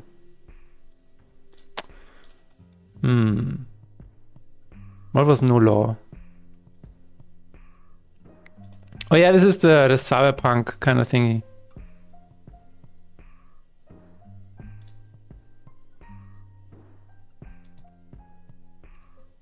Yeah, if you can do that with your foot, I think you're onto something. Are you excited about any other trailer releases yesterday, Nix and Ali? Did you watch the opening or any other trailers? So this is not working yet. I think what we need to do is we need to check out what this button is doing. And then okay. Unity, please. Pick Channel Day. There it is. I haven't actually watched games come to us. I was playing Warframe with friends and then went to sleep. You know what? I think that was a better use of your time. Honestly. I think that was a better use of your time. I also didn't watch it. I was like, you know what? I would rather play a run of Slay the Spire 2 with my wife. And that's what we did. And today in the morning, I just watched the summary. And then we both saved a lot of time and headache. I honestly think that's true. There was no big Sonic announcement and I wasn't looking for anything. But he's like, well, there's no... Do you Jeff Keighley. Okay. Do you have Sonic? And he's like, no, sorry, Nixon. I don't have Sonic. And he's like, okay, I will play Warframe then. Goodbye. I don't think I missed much. Yeah, I also think that's true, unfortunately. Unfortunate. Show deck info. Spawn difficulties. Set atonements. Oh, okay, that is what I have to do. That is what I have to do. Ah. Okay.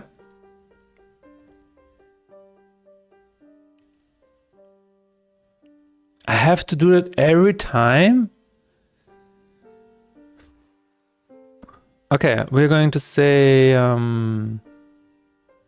prepare card selection. What is that?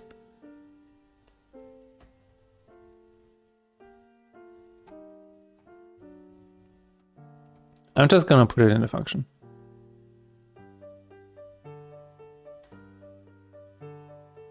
Update journal text. Yeah. Oh my god. Let's put everything here.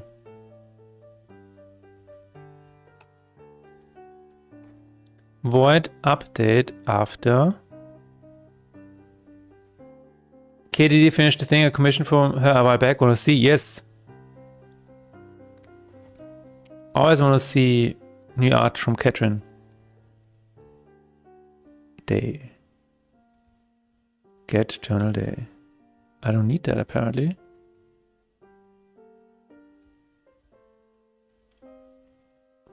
From day index. Oh no.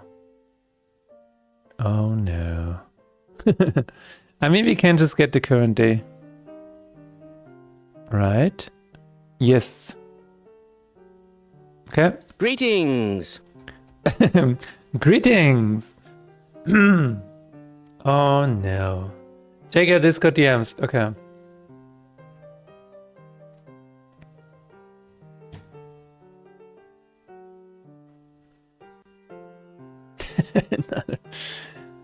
Wow, that's cool. Very nice. So what is the story behind this image, Nixonade?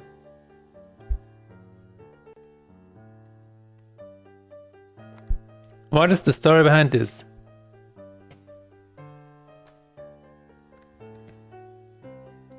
Do let us know.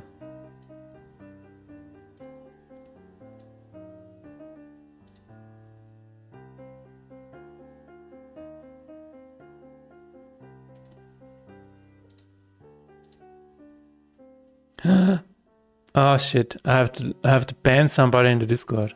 Hold on 1 second. Mod ban suspicious spam account previous 24 hours ban. Goodbye, dude.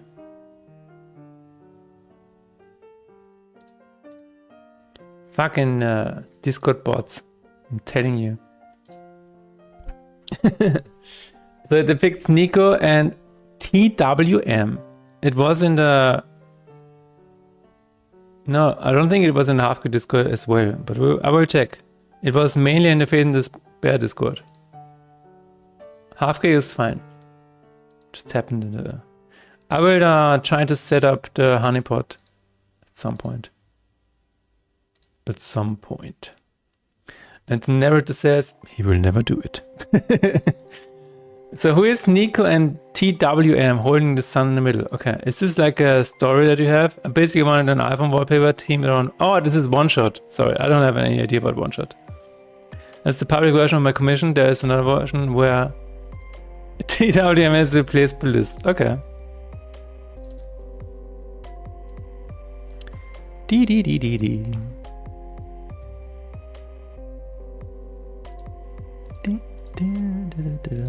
Okay, we're going to take this and switch deck journal.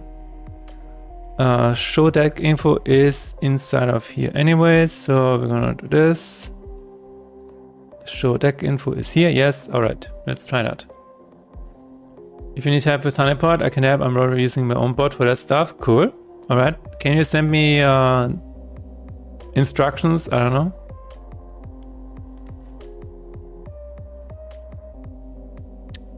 And we will see.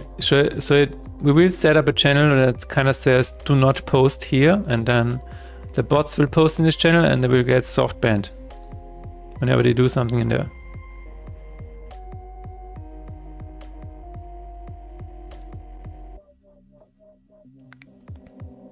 Start. Okay, let's go to the first one again. Ah, now it works. Cool. Yes. Okay, the only thing that is missing is the description. We have to adjust this as well. Okay. Let's see if you have any feedback from Apple. No.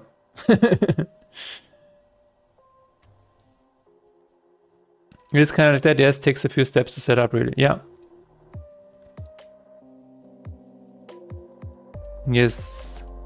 No, I've seen a lot of other Discords now doing it, and I think this is a good solution. This is, by the way, blah blah blah is one channel we used for this. Okay, cool. By the way, there's a very interesting thing for web development. In web development, we also used to have honeypots. And in web development, it was very similar. You have to have an input field, I don't know, type text, something like that, etc., etc. And you have this in a label maybe. And maybe you're doing like span, I don't know, additional address. And you give it like a class of very important information, or just, just say additional address, and then you just say in CSS display none. But what this does is, if you have this in a form and a bot comes along and fills out that form with spam, if you then check this, if you have a name is like additional address, in your setting in a PHP or Perl or whatever, you see this. If you see for example crec param, then you say okay, bot request, ignore. And they just can return. That is the honeypot in web development. So you just have these HTML fields that a human will never see and a human will never input, but a bot will just they scrape through the HTML. But I don't know, this is I don't know how effective this is nowadays, because I feel like bots are now also rendering CSS, so they might also not see the input anymore. So this is This is a little bit outdated, but for a while this was very effective and very simple. You know, you didn't have any recapture or anything like that, and it was just very, very interesting for a while. But they got smarter, unfortunately.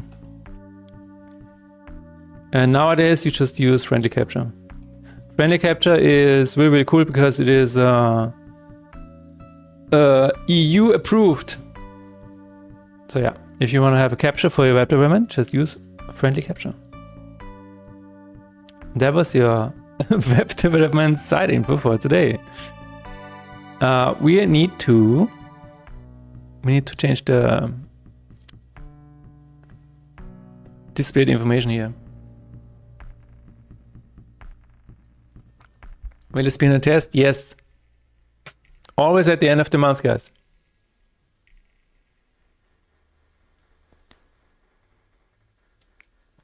Or Tama, depends on how you look at it, since you're seeing some as it's rendered, not as it is coded.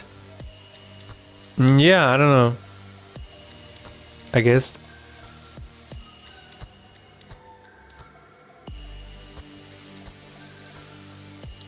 You rang.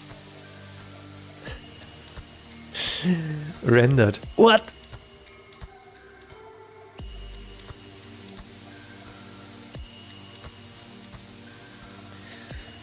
Oh.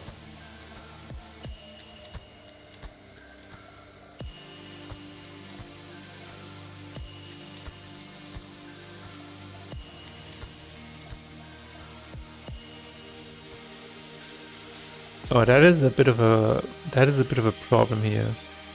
But I can fix this. I can say if you click here, it goes back to the journal. Yeah. Let's try that. Web page is getting rendered and punked left and right. True.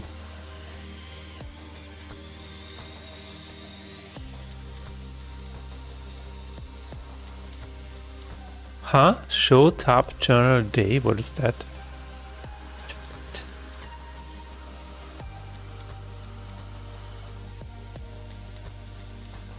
Okay, interesting.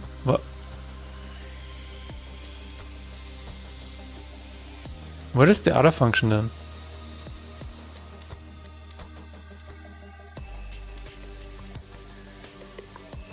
Huh? I don't know. Ah, wait. I don't really know, but let's figure it out. If we go to the run creator, we should have tabs up there somewhere. UI. Button journal. What does it do? It says action show journal. Okay.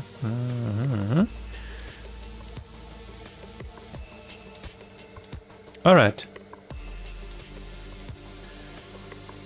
Yeah, I think this might work. No, this does not work. Oh my god.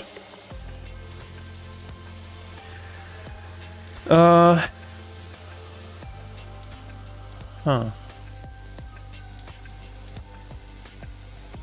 You know how people would sometimes forget your real name but remember your stage moniker? There are so many encounters with people just calling me Render in real life.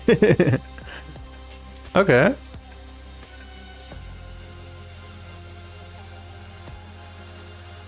I'm trying to think. I guess there are some people who only know me as Mothership.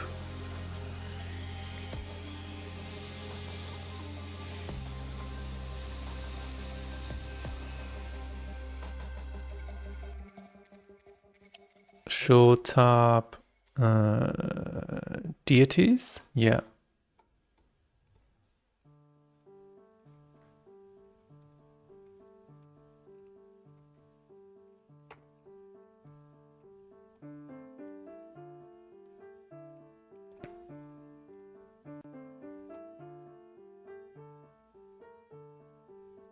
Return. Let's try that. That sounds good.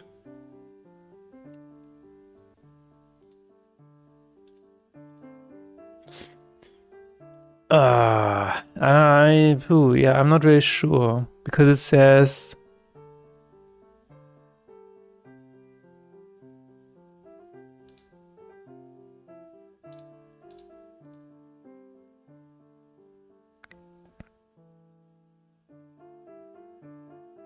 Check navigation. Let's test it out and see what happens.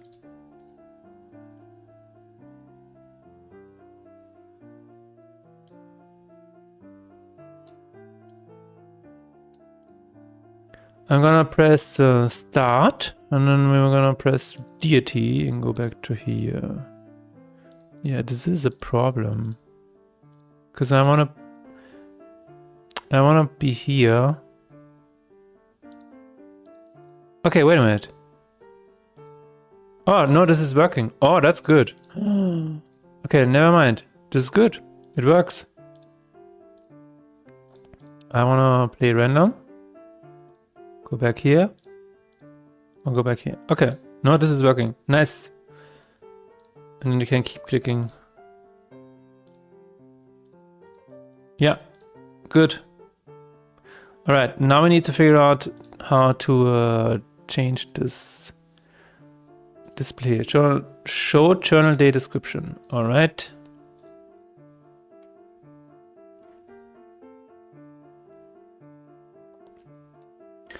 Maybe a quick update on our roadmap. So my plan was to have the iOS port done in August, and mid-August should have been the EXP manager. We are at the end of August, but it is still okay. I think we're a little bit late. Maybe we can do the EXP stuff on Friday. At least start making that. I hope that we get some more feedback from Apple until Friday. That would be really, really nice. So then in September, I want to start the new starter deck. Maybe VFX up. No, this is actually gone. Maybe the VFX start update will happen in November, but I don't think so. I don't think so. New game demo. Yes. We're still on track for possibly end of September, beginning of October. And then I want to make new music. I'm not really sure about music at the moment for Fate and Despair. This might not happen.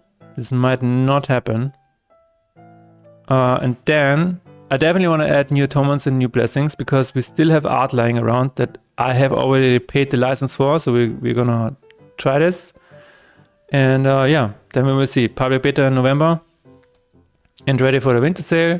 Fix all the bugs, and March 27 is still console porting party. We are gonna have a quick and easy port. No, this is gonna take until the end of the year probably. Not sure, but this is out of my hands. I will just submit the project and that's it. But you know, we will see. We are on track. Okay, get start text for journal day. This is a separate function. Thank you, old Philip. Previous Philip. I am the old Philip. If only I knew yours to begin with. I will not say.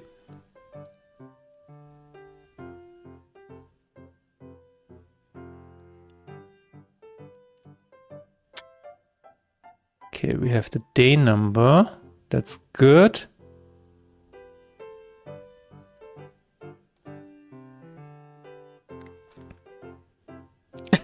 Like Muhammad Ali and Cher. Is that how where it came from? It's kind of like a Marilyn Manson situation. Is OneDrive okay? Oh shit.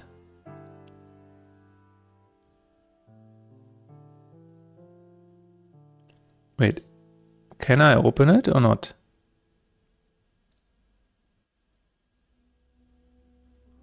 Dude, my OneDrive has gone to shit. That's not good. It crashed again. But if I ignore that warning, it stays here, but then it doesn't do anything. It is a little bit The last time it worked was on the 21st. I'm a little bit concerned about that. More like no drive. That's true.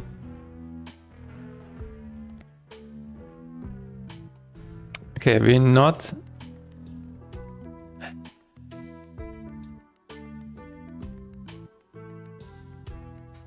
We're not gonna do this, we're not gonna do that.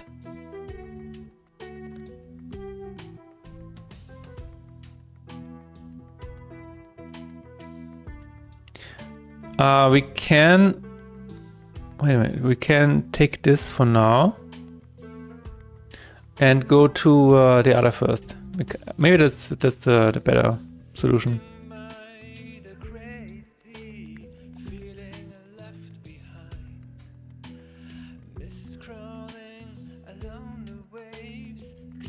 OneDrive got driven into the tree and crashed. It was the one and only drive. Okay, what does this button have? Show deck pop-up. Okay.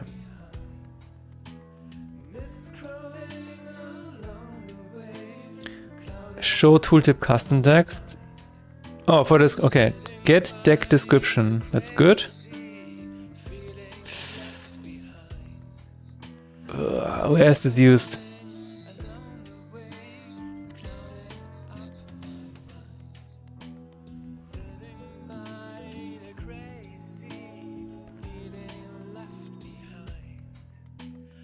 I guess it's okay. Discovered. Wins. Get configuration description. Wait, is this already... is this already working? Oh, what? Oh, it is.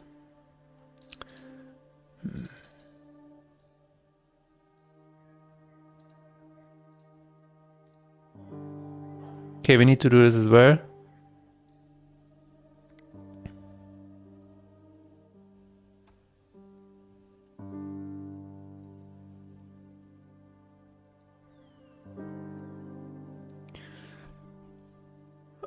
Okay, this is already working. That's good. Yeah, okay, so we can just remove it from here and add some new strings. Hello, Coding how's it going? How are you doing on this beautiful Wednesday, the middle of the week? Are you looking forward to any of the games that were mentioned yesterday at Opening Night Live? Opening Gamescom Night Live? I still I would always get this wrong, I would say. It's a grind today. Oh shit. Didn't see yesterday. I also didn't see it. I just watched the summary of the best 15 trailers today. And Pony Island 2. Pony Island 2 release trailer. Release date trailer. I think that is I'm definitely gonna check this one out. Because I'm curious what Daniel has cooked up.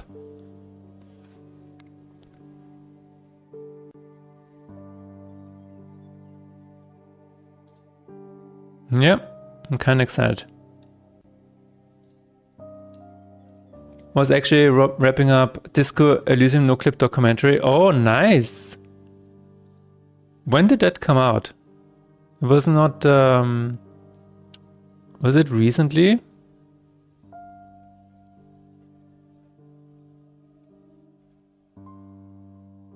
Oh, 9 months ago, but okay. Did you have when was the last one?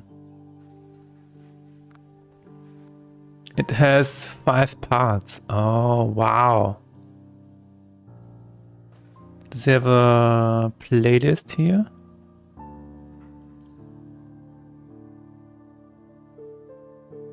Part 6, The Aftermath. Damn.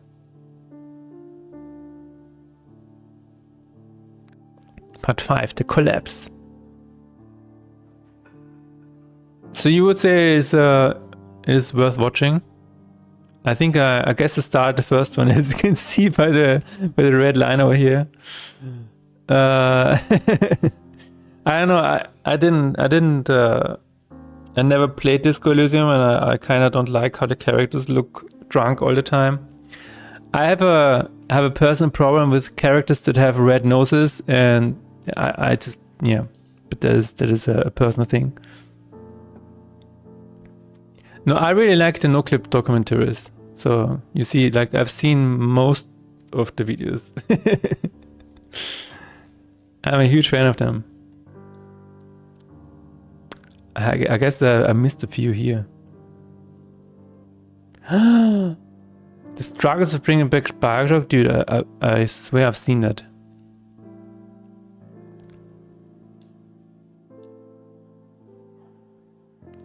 I think my favorite ones were definitely the Hades ones. That was really cool. Developing Hell was really, really nice.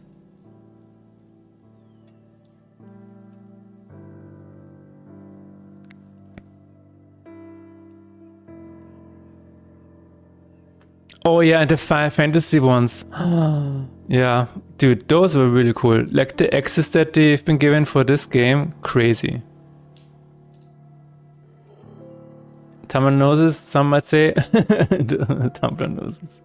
I played a bit, but I faced where I didn't sleep very well. Oh, so slow-paced game wasn't working for me and I fell asleep. Yeah. I need my dopamine, alright? And if the game is not giving me enough dopamine, I'm not interested. And if they have red noses, I'm also not interested. I know this is very specific. I know.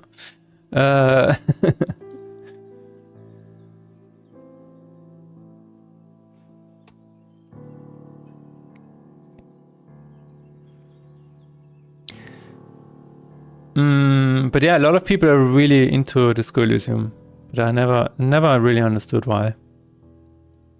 Well, I didn't play it, so I cannot understand.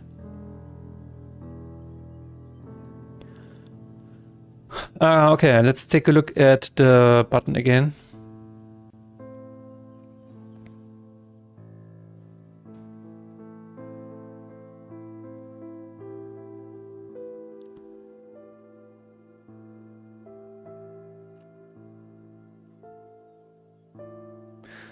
In other news, I will be at Game Dev Days Graz, which is in the beginning of October. And I submitted a talk about streaming game dev. So I hope they accept my talk, my lightning talk.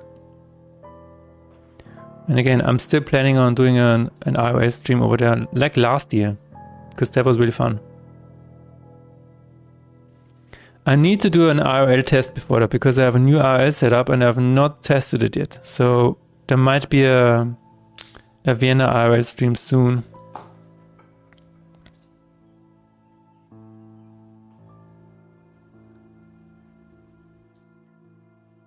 Alright, what does this button do?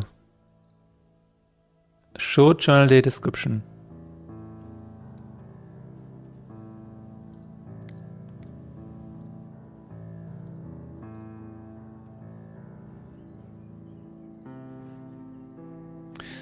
I'm trying to think of other slow-paced games that I used to like.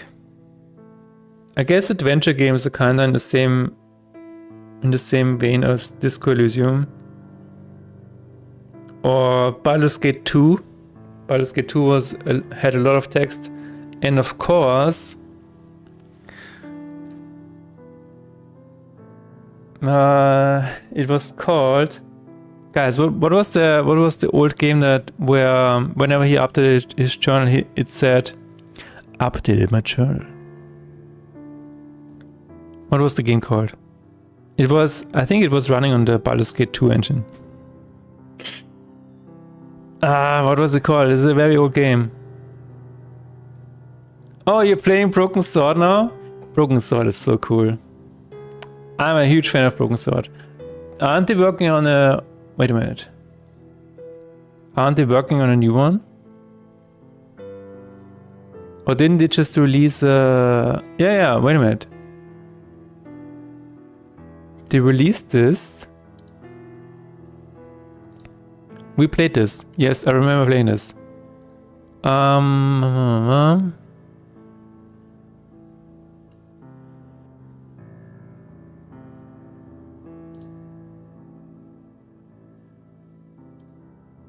confused now because I feel like we played this.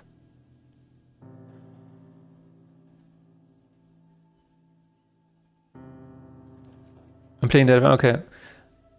I started multiple times, but now actually finishing it. Yeah. How do you find the puzzles?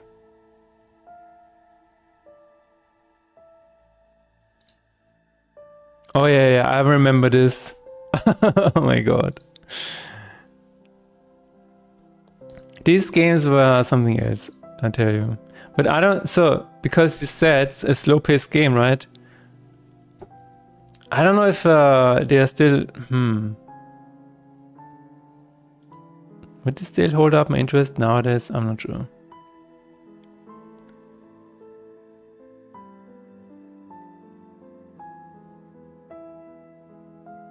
Four legendary titles in one compilation? What is that?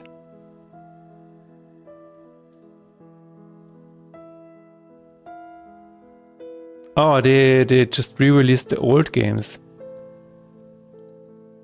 Okay.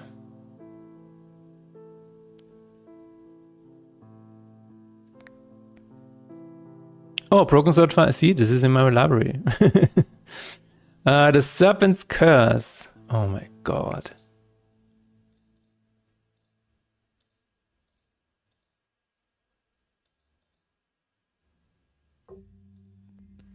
Yeah.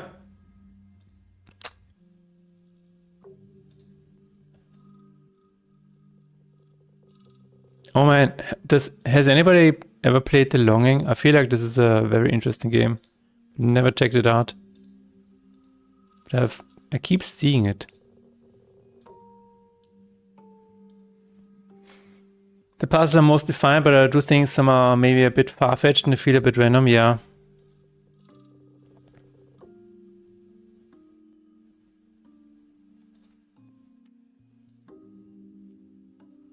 Can be it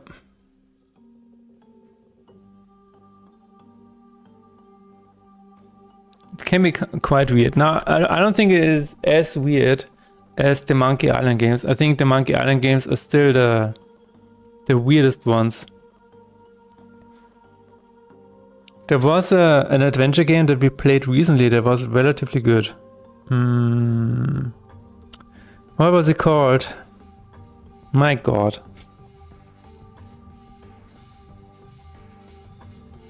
It's a game where you actually die and then you investigate the island as a ghost.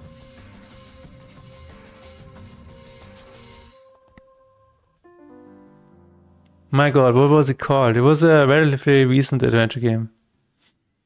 I forgot the name of it. Interesting premise, yeah. Adventure game with voodoo elements where you are a ghost on an island.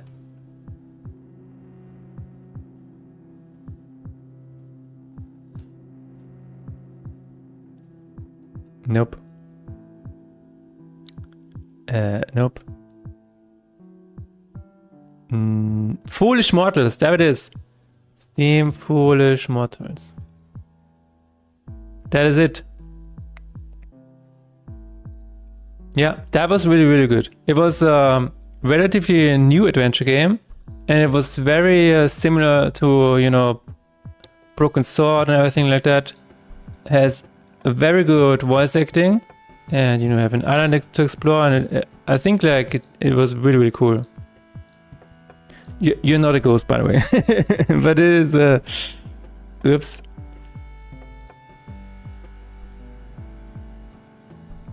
Outside of Golden Island, Golden Idol.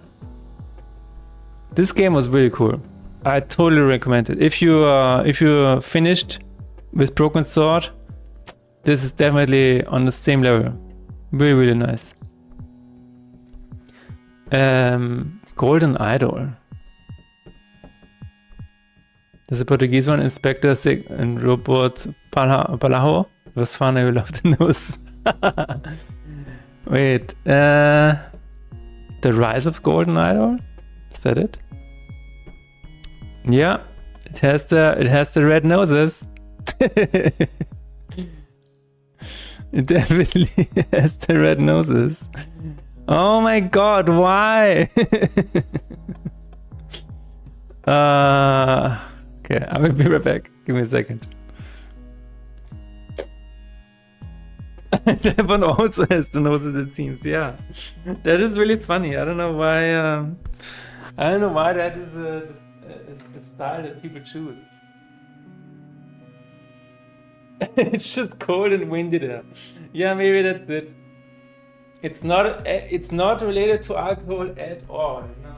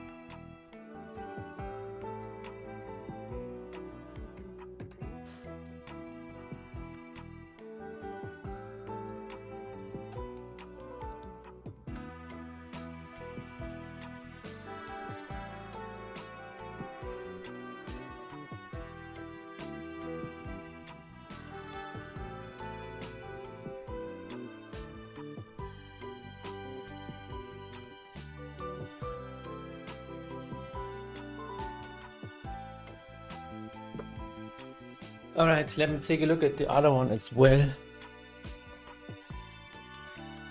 What was it? Inspector Z and Robot. Okay. Instead, is that on Steam?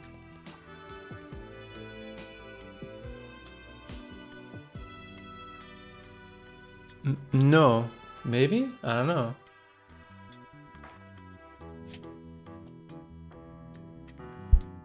Let me find it through Google. Maybe this is what helps. Steam. Ah.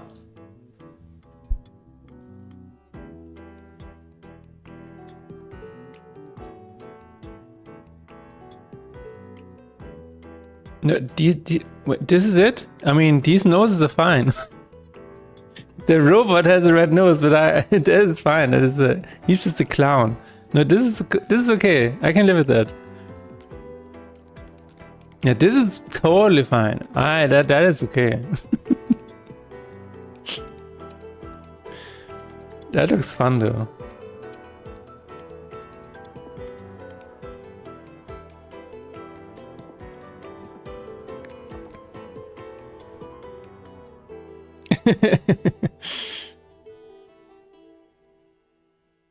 Robot likes that one.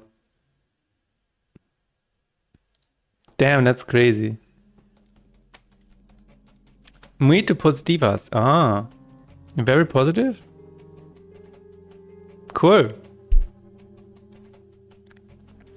Oh, it has on English.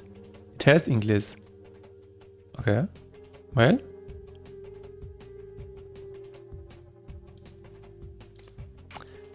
We will see.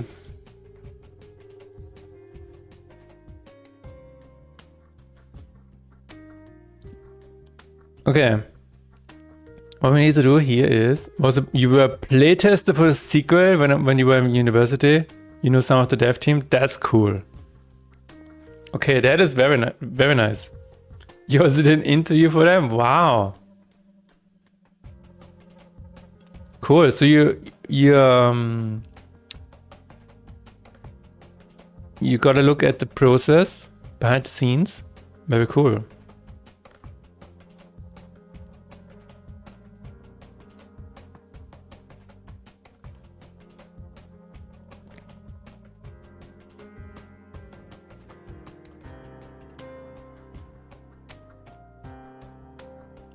Anything that stood out to you during the process? I don't know. I don't know how far you were involved in the process then.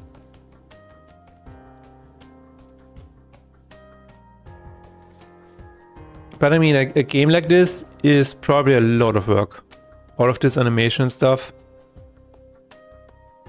I sent my passports photo about 10 times already and they still cannot verify it.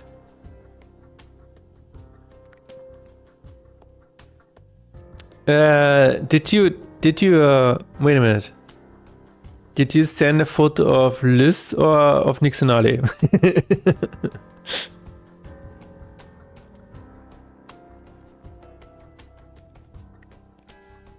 High level layout was already pretty settled. They were mostly tweaking passes. Okay, cool.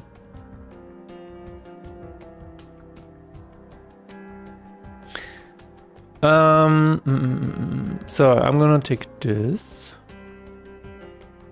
I'm gonna say available text. Because this is what it is. Right? Yeah, okay. Available text. And then we will add a /n, only one. And then we need to iterate through strings of, do we have the current day here? We need to take this one. Deck number. Unfortunately, this is a string here.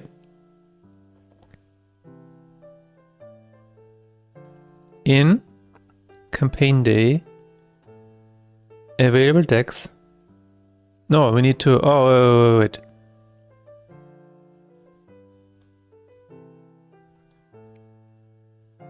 Campaign days manager, campaign day deck. Ah.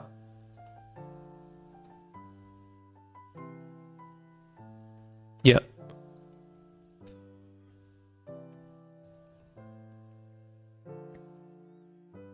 They had a small team, but still some specialized roles, like a dedicated artist. Cool. Audio guy, nice. Producers, coder.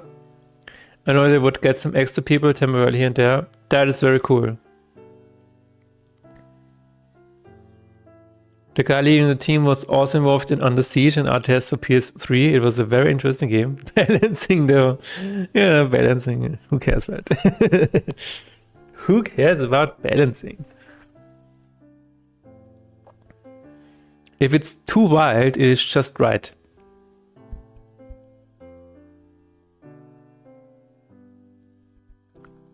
Just right. Okay, I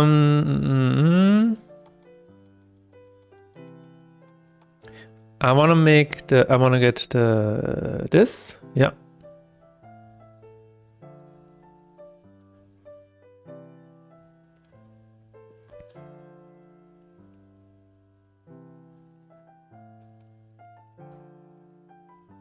And we should have the name. Yes. All right. Cool. Here we give it deck.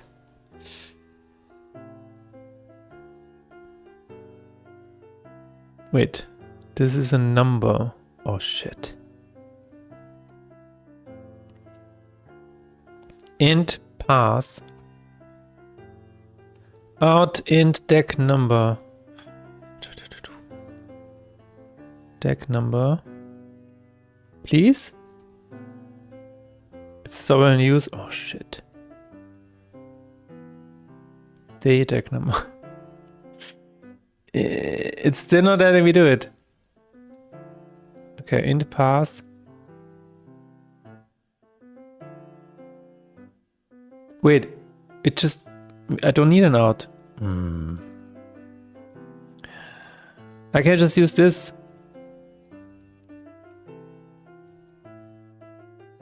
Cool. Unfortunately, I think it's abandonware. Not sure if you can still install it from the store or... Damn.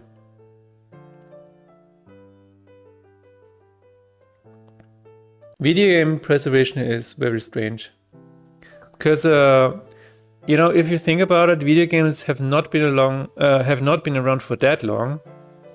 And we're gonna lose a lot of them. Like we're making things that evaporate so quickly. It's kind of weird. A thought occurred to you just now, Nixonani. Okay, what is it? Level 1 was nice, level 2 was a bit harder. What the heck was supposed to do in level 3? You got also see the difference in people that got the trophy for level 2 and 3. Okay. Yeah. Yeah, I don't know. It's hard to say sometimes. We know 2 wrongs don't make a right, but do 2 rights make a left?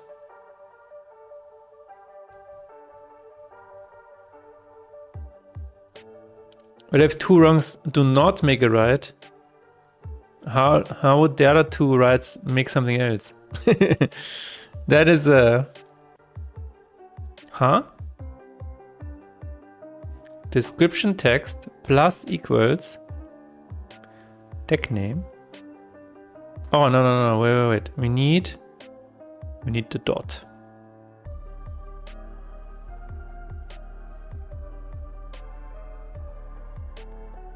Two rights make a U-turn. True.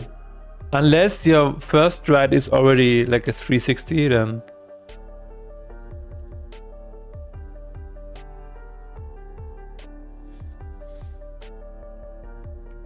I'm so happy by the fact that we have things such as a DOSBox. Yeah, true. That's true. It is very strange. Like a lot of games will just die. They will just not exist anymore. But I guess if you make physical, I don't know. It is just very strange. I guess it's okay. Nothing lives forever, right? We should just enjoy the moment. Unless it's GTA 6, then we need a physical copy.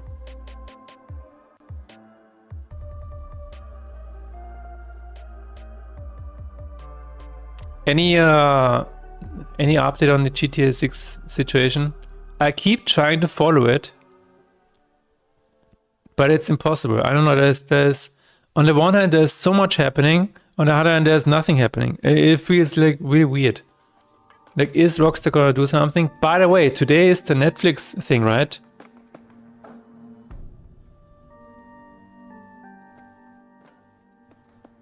Today we will see on August. Oh wait, this is tomorrow. August 27th. 3 p.m. ET. I don't know what ET is. Extraterrestrial, I guess. 21 Uhr. Okay. Tomorrow at 9 p.m. German time.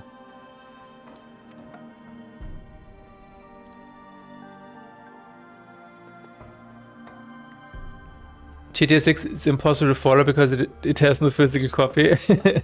Probably. They might as well make a spin. What is a spin? I hope board game people don't follow the digital copy thing. That is going to be a problem. No, I don't think so. I honestly don't think so, because board gaming is like people design board games because they want a physical game. I still believe that's the case. A lot of people really enjoy board games, so they will never be like, yeah, no, let's just make the digital games. I mean, some of them might, but I see so many people that still enjoy board games, and that is good. Oh, you were okay. You were trying to make a joke. Oops. I mean, but again, it is. It could be a concern, but I think the board game movement is kind of like the vinyl movement, you know, where people really appreciate that it's physical, and they will keep it alive somehow. But it's like, in terms of things like GTA 6, it's just probably nobody cares. Or I guess the games that I make, they will also not have a physical release. There is a physical release of Katie and Betty, which I'm really happy about. But even that, it's like, yeah, I guess. The latest thing I've heard about GTA 6 situation is the Cyber League, the leaker behind GTA 6. Yes, set up a contact me thing, but you gotta pay some in crypto to reach out to the guy. Yeah, but the death switch was fake, right? Did I get that correctly? Oh no. Oh no.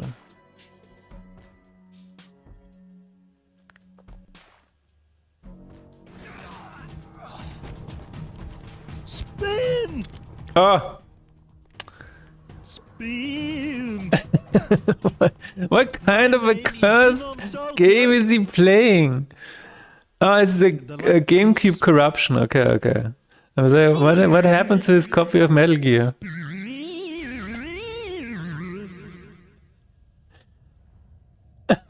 Oh my god. Oh my god. Alright. The death switch was fake, okay. I know I gotta switch to board game dev because it's fast iteration time and the dev itself is more social. Yeah, I can see that.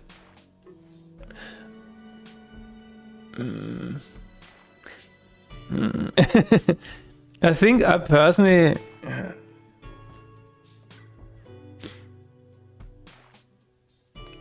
I kind of like the fact that digital games take some of the stuff away that is boring. You know, like calculating things.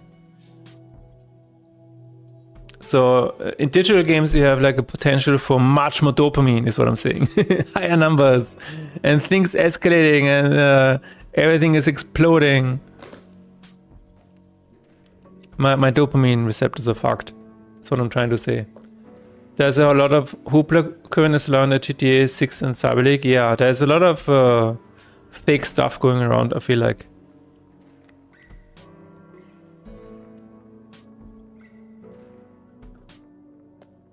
I'm running a 2 hours of sleep, my bad.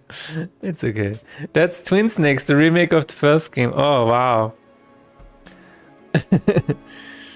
I played the first game, on, like the PlayStation 1 version of the first game on PlayStation 3 as a PlayStation Classic. That's how I experienced the first one. And I did play the... Did I play the third one at least a little bit? I don't know if I finished it. I finished the fourth one, and I played the fifth one, Metal Gear Solid 5. I think I played it to the end. There was a weird thing that happened with the story where it just kind of ended in a weird way because, you know, Kojima was fired.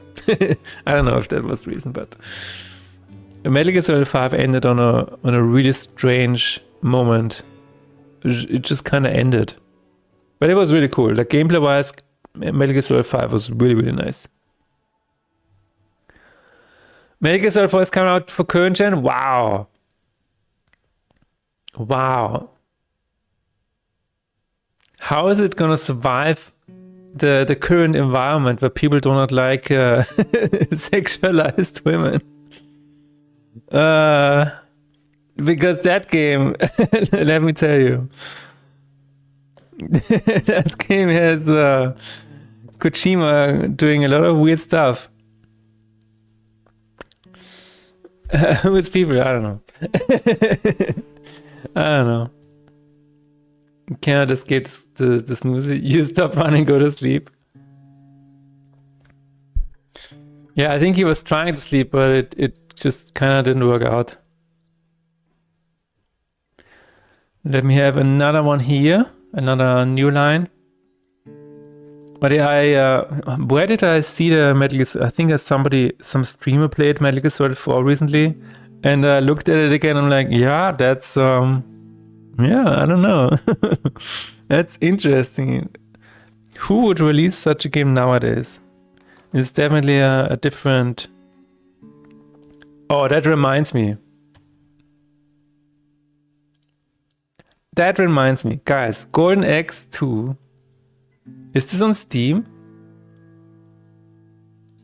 Golden Axe Chill Edition? I don't know. Golden Axe. This is, I don't know if you guys remember this, but there is an animation coming out for this.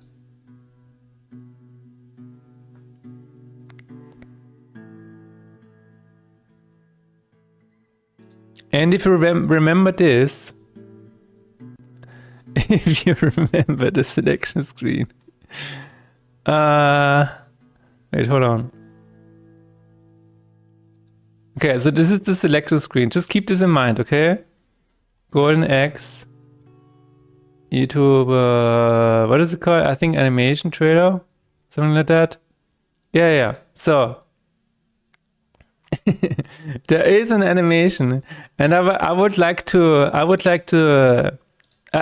not say anything.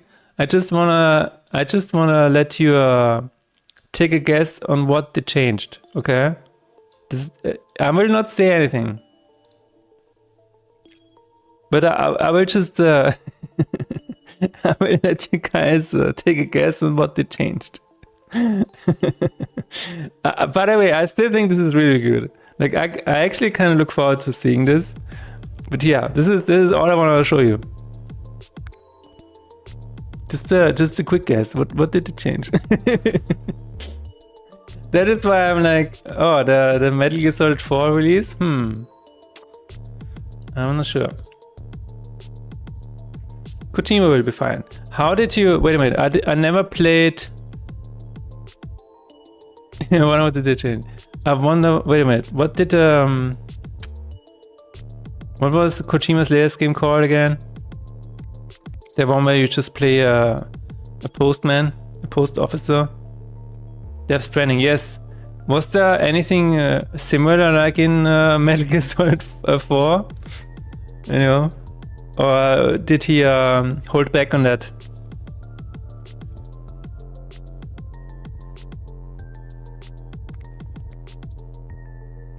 Okay, I think we have the available decks. We have the deck names. We have enough space. And oh yeah, I want to try this as well, just to see if it fits. Feed scammed. Yes, it's gaming time. Okay. Not sure. Okay. I did not play it, so.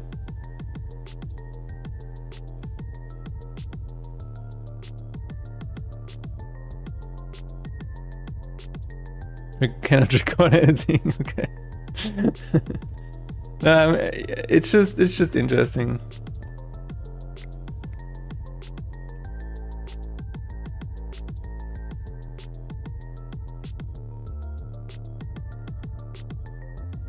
Okay, let me try that out and see how it looks. I don't need this, I don't need that. That could work. Let's see.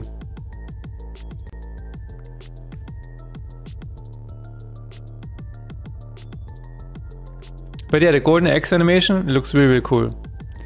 I'm actually kind of looking forward to that. In case you want to check out the trailer yourself, I'm gonna paste it.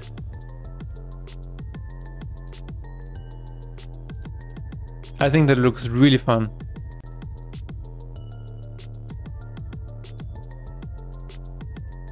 Here you go. I remember playing Golden Axe 2 for so many hours.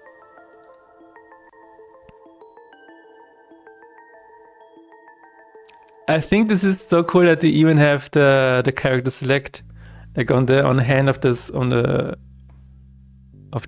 the skull. So cool.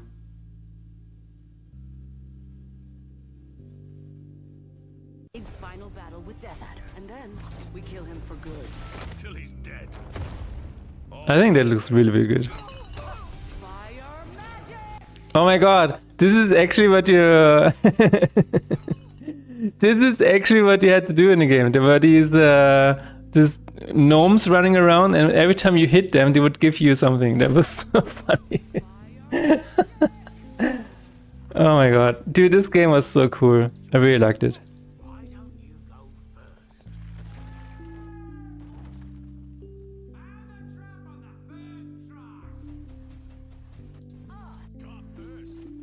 Yeah, very cool. For games, I've been creating something like Desert Strike. What is that? Desert Strike. Oh wow.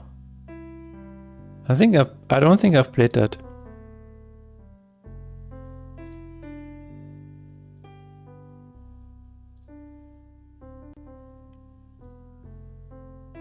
Oh, the old Electronic Arts logo. Holy shit. No, I don't think I've played that. No.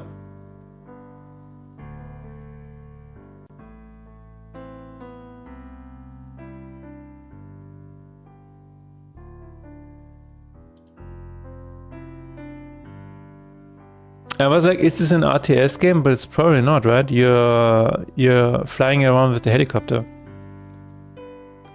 Crazy Attack helicopter game? Yeah, it seems like it. Oh, you can also rescue people. Oh, that's cool.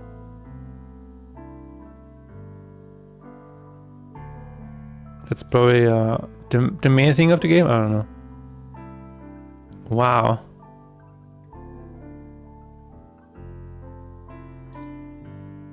It's open world? Wow. Damn.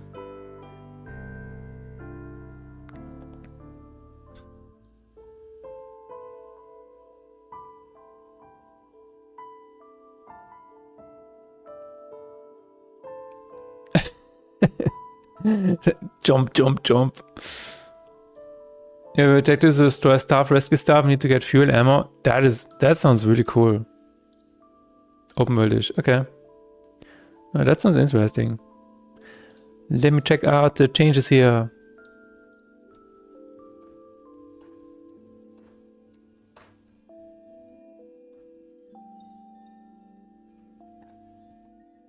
Start.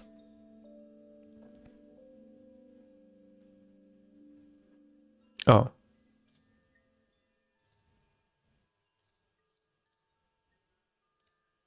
You also have Urban Strike and Nuclear Strike. Most recent one was PS1's Soviet Strike, I think. Ah.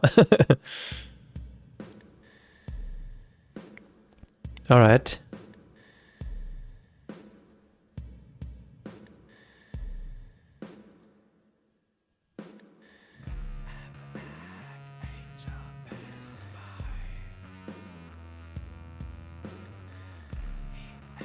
Oh, this is too much.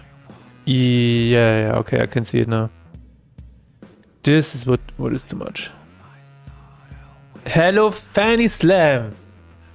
What are we working on today? We are working on the journal. which is basically the campaign of Faith and Despair.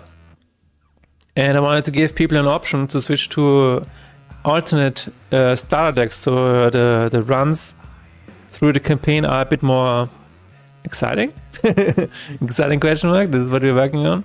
Let's go. I like it. All right. Fanny Slam likes it. Fanny Slam approved. Oh, let's talk Romancy. And we're also talking about old games. We talked about Motorstorm Apocalypse and other stuff. And we talked about the trailers that were released yesterday at Gamescom Opening Night Live. I think I got it correct this time. Yeah, that is what we're talking about. And one of the games that I'm personally excited about is Pony Island 2.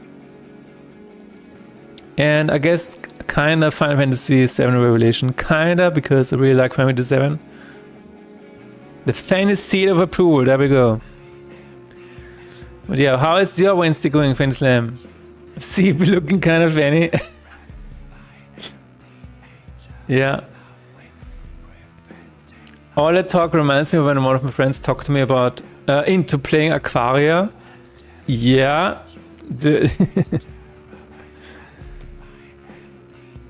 Yeah, Steam.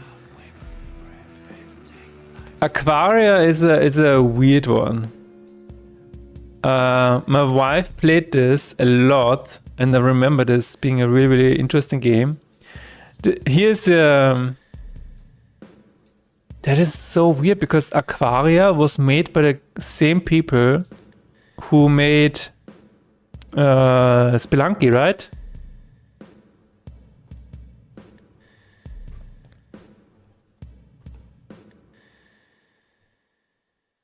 I have an urgent desire to learn my ideas for the Chinese symbols.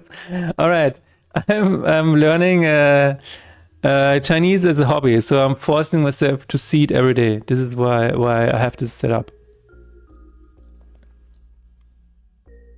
So Aquaria was made by wait.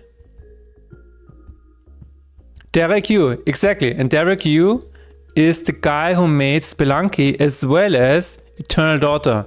Guys, if you do not know Eternal Daughter was such a good game.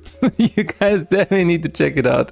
It is like one of the kind of a Metroidvania kind of thing, but dude, it was so good.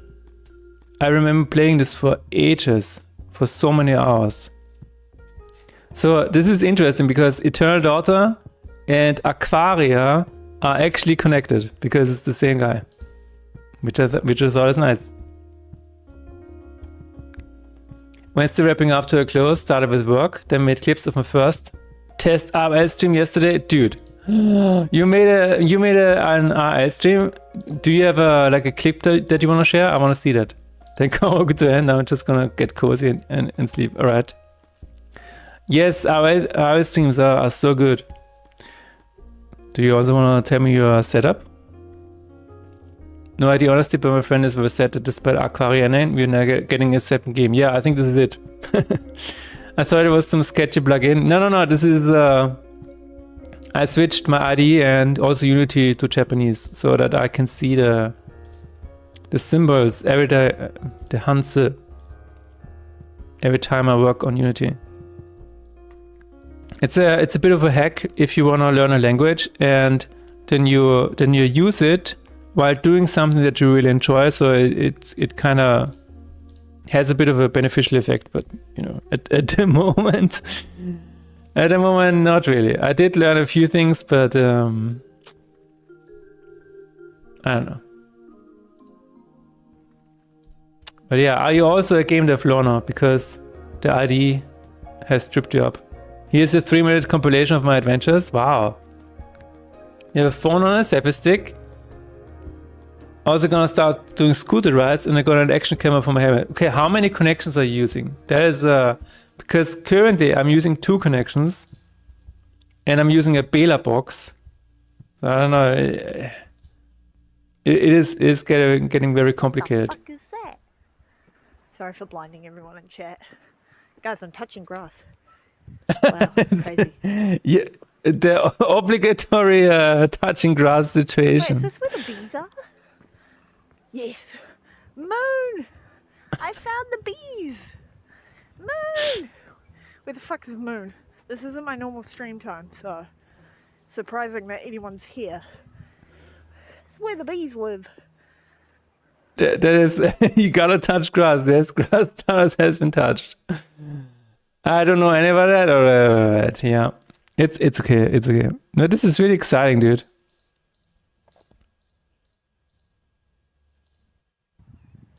I love iOS streaming, dude. I wanna do more. But yeah, soon. I couldn't iOS stream for quite a while because it was way too hot here in Austria. So I'm currently on an iOS break, I would say. But oh my god, Hello. you caught a chicken live on stream. Yes, you do. Hello. Hello. I did the thing, yeah. No, it is really fun. Oh, nice. Wait. Oh my god. Thank you. That's all I wanted. It was not having that. Oh my god, it was like, get the fuck away. It was like, oh my god.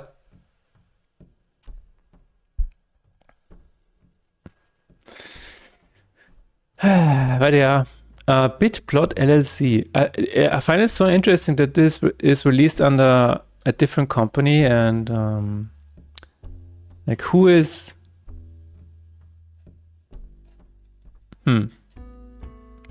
I guess Derek is also getting something of that. I don't know. Still costs 10 euros, yeah. No, this was really, really cool. If you, I mean, especially if you consider when this was made, 2007. Very cool. Mother plus Penny iOS stream when? I don't think I know the country you are in. I don't know if you want to share. I mean, oh, New Zealand, yeah. I mean, if you want to go to Thailand, to Bangkok, at the end of October, that is a little bit closer, I think. Because Rennerpunk and I, we're gonna be at Gamescom Asia for a week in Bangkok. So I mean, if you want to get there, then we could definitely have a collab.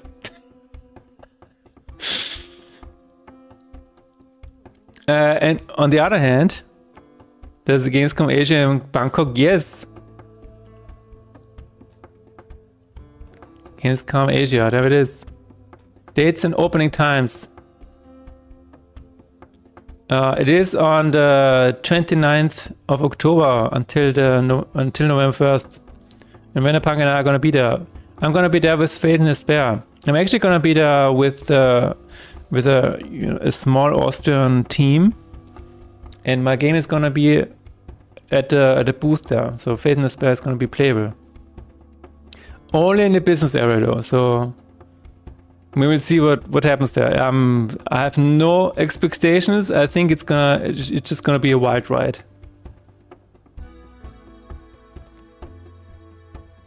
If ticket prices are reasonable, I might just stop by. Cool. That sounds good.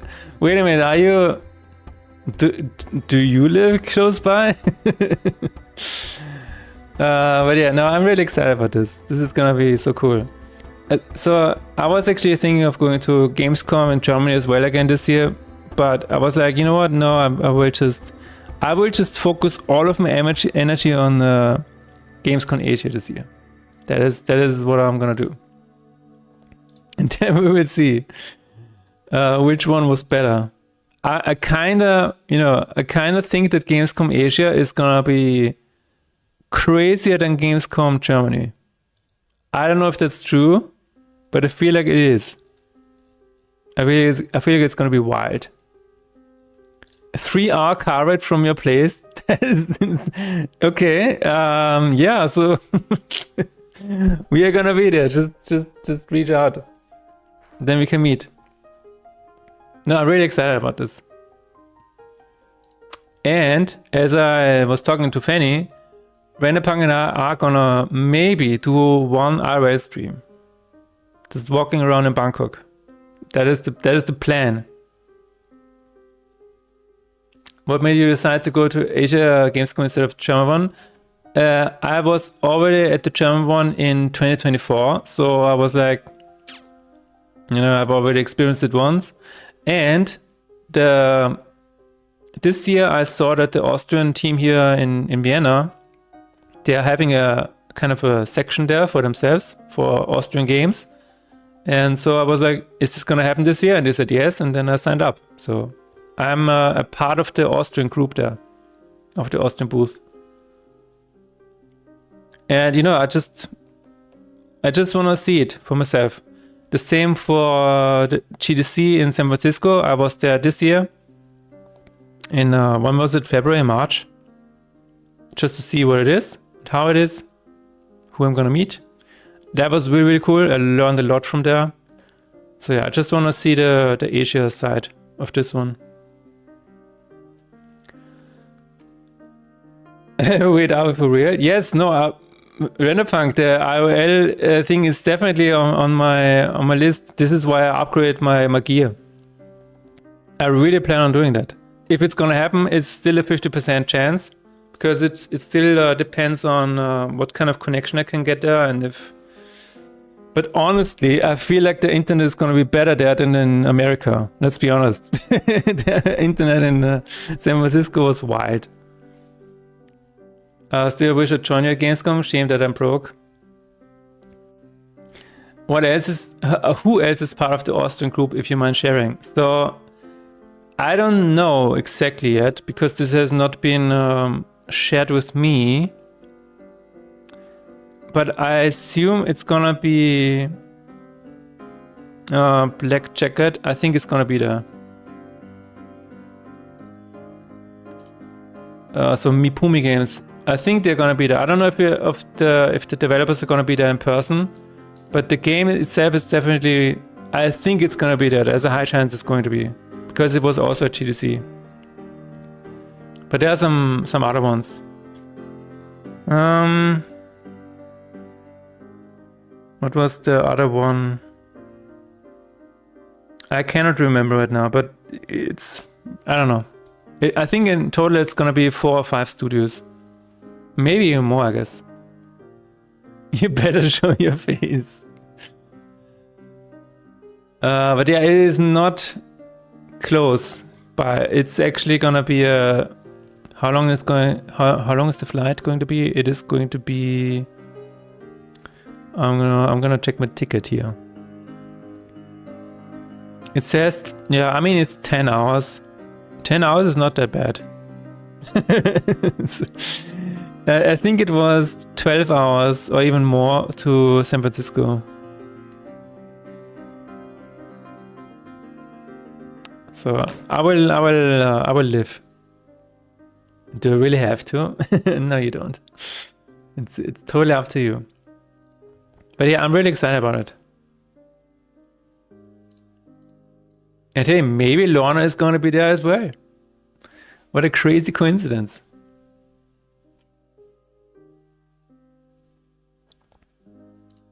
Is that okay? Is that why you're asking about the IDE?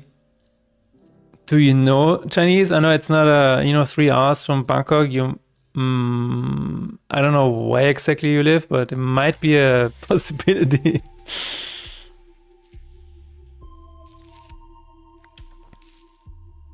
Three seconds. Wow. As long as we will not get another incident where some guy is like, I don't want to be on camera.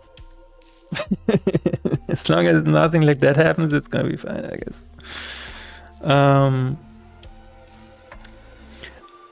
I already. Oh, okay, no relation. Okay.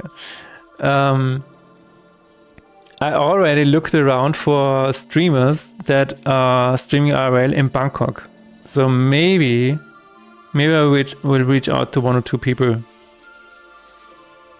But it's just we'll see. Okay, that is still screwed up. Let's see. Did I not save? No, I did not save. Okay.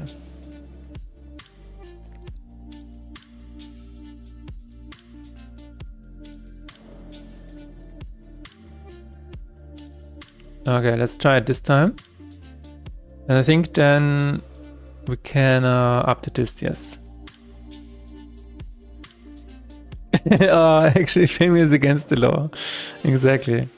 I still have not shared this, but I was a cameraman for somebody twice, once in Budapest and once in Vienna. And the first time in Vienna, it was so funny because we were just going through a regular street, and then a guy came up to us and was like, "You cannot film here." And my reaction was, "Oh, I'm sorry," and I just went somewhere else. But the streamer was like, No, come back here. Of course we can." So that was definitely a learning situation for me. That was really, really cool. Just shut up. You can. Maybe I will share this at some point. Gotta go, but I might shoot you a Discord DM later. Fun coincidence to hear you talking about Gamescom Asia. Funko, I will stream in Game Dev. Yes, it's a really fun coincidence. Okay, shoot me a DM and we will see. Maybe we will find each other in Bangkok. Sounds like a good idea.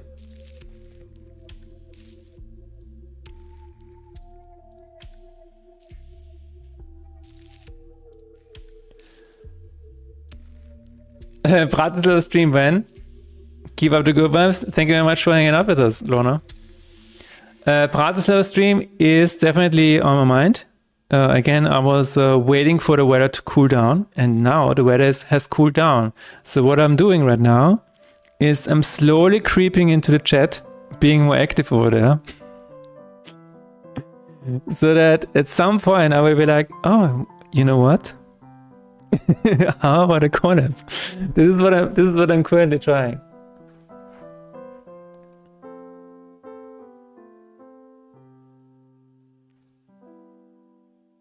Take care, Lorna. Have a good one. There are no Lorna, there are Lorna. Oh, Iona. Oh, it's an uppercase I. Actually? I thought it was a lowercase L.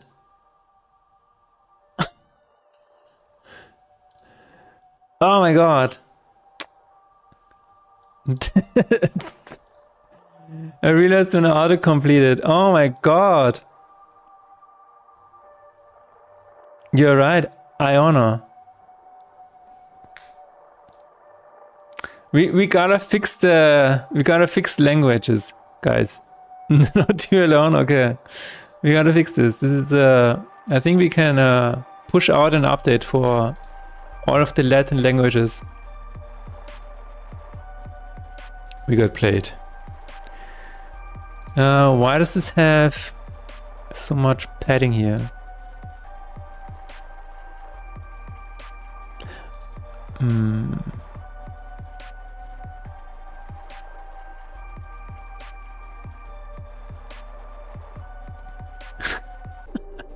Can we love the language? We've been smacked off. Okay. Oh my god.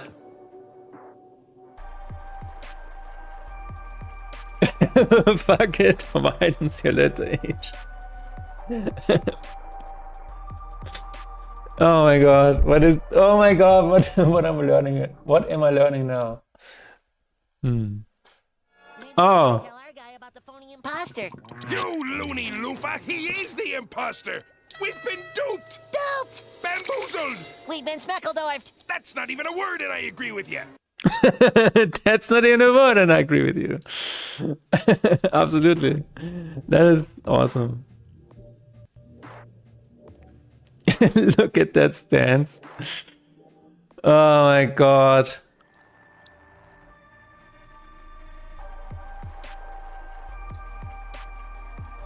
We will just do it this way. Yeah. Oh, I saved while Unity is running. Oh shit. Stop.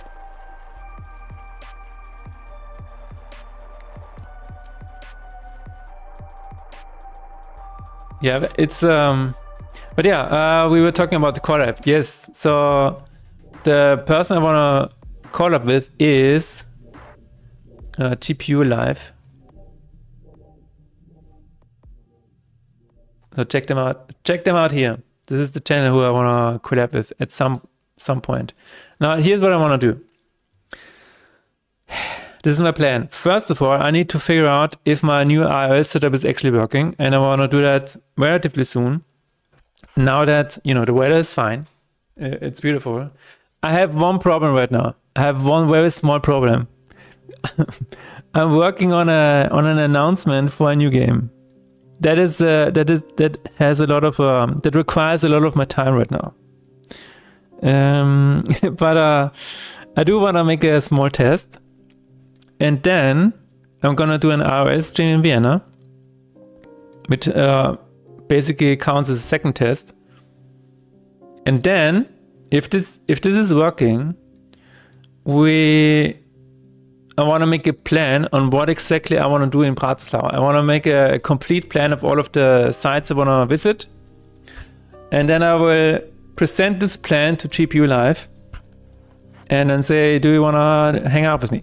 That is what I'm going to do.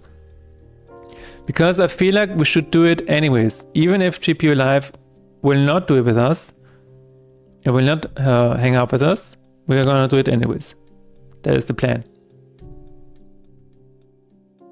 Because I really want to see all of the architecture. I want to see the UFO restaurant, the upside down pyramid, all of the Soviet. I want to find a Soviet mosaic. That is my plan.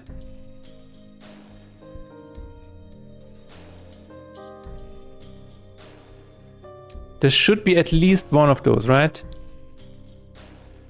Maybe, I don't know.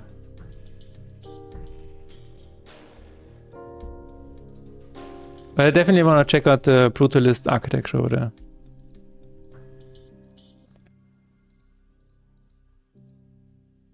Good plan. Yeah. Brutalism architecture. Aficionados, rejoice. Yes. Okay, the only thing that we need to do is update this after I click here.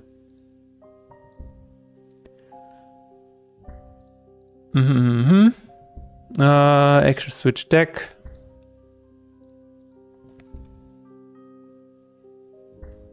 Switch deck journal is this over here, and I need to show deck pop-up. Can I just call this? I guess I can.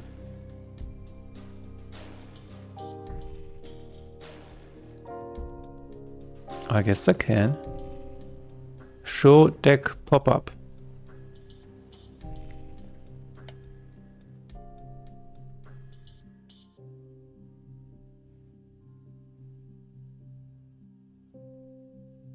But yeah, the new game kind of thing, it's a huge time sink. My plan is that once this game is announced, I can also work on it on stream. That would be huge. That would be nice. But you know, you've seen the plan. We also need to keep working on Faith and Despair for a little bit. Now, a part of me is saying don't do any of that. just stop working on Faith and Despair. Could also be a possibility. I'm not really sure yet. Cannot wait for it to get announced. It's yeah. Don't get your hopes up. It's just gonna be a small thing. Okay, this is working. Cool.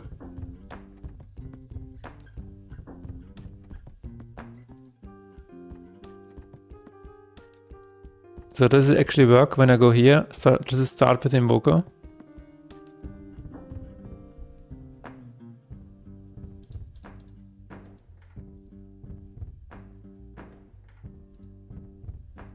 Yes. Oh my god, that's cool. So what happens when I go back?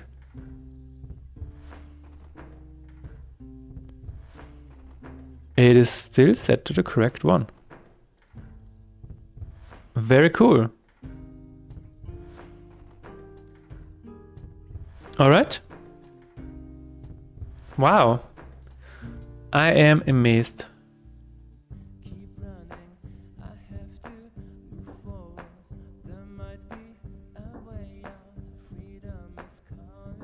Sounds good. Exciting, yes. So I can start bothering about localization. Golden expert with the correct outfit. Yes, this is what I'm currently working on. I have a... no. Every Dex.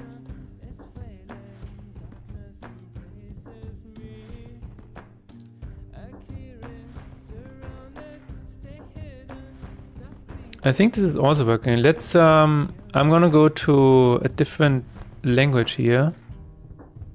One that is known for having yeah, longer words. It is breaking apart. It is falling apart at the bottom here. Oh, I just realized I threw away the day. Does it matter? I think it does.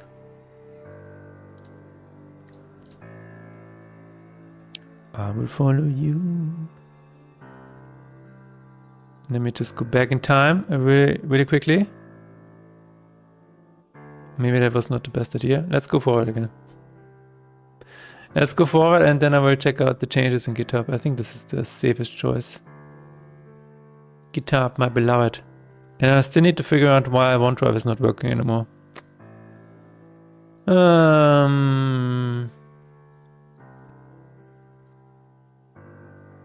Faith and despair.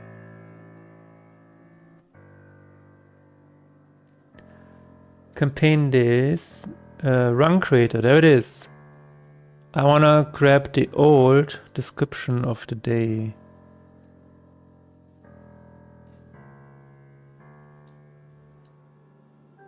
Oh? Did Technic do something? Because I'm getting a pull here. No, maybe it was just my Mac changes. I don't know. So this is... I'm looking at the old changes here.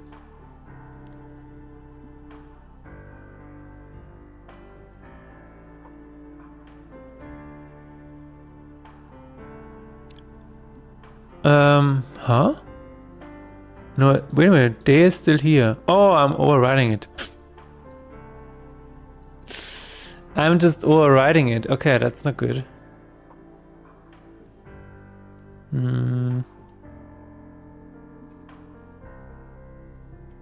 Yeah. No, I need to add to it. Huh, do I wanna... What do I wanna do?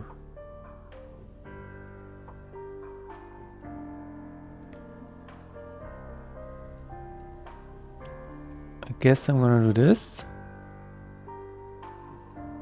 Alright. I also wanna do, I wanna add a bit of color here.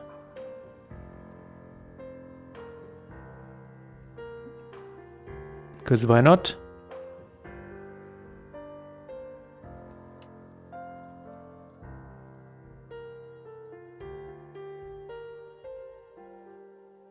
I don't know what I should expect from Gamescom Asia.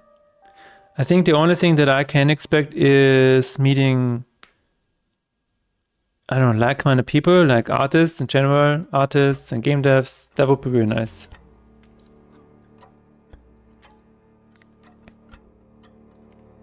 There was at least one discussion at GDC that really gave me some very cool tips. So I expect to have at least one of those discussions as well. That would be nice.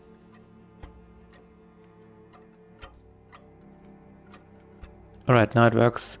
I don't like how this is broken off though. Oh. There was no line just now. For some reason. I can expect feeling hot and humid outside. Yes. I'm not looking forward to that. This is... Wait a minute. What is the weather like in October? October weather, Bangkok.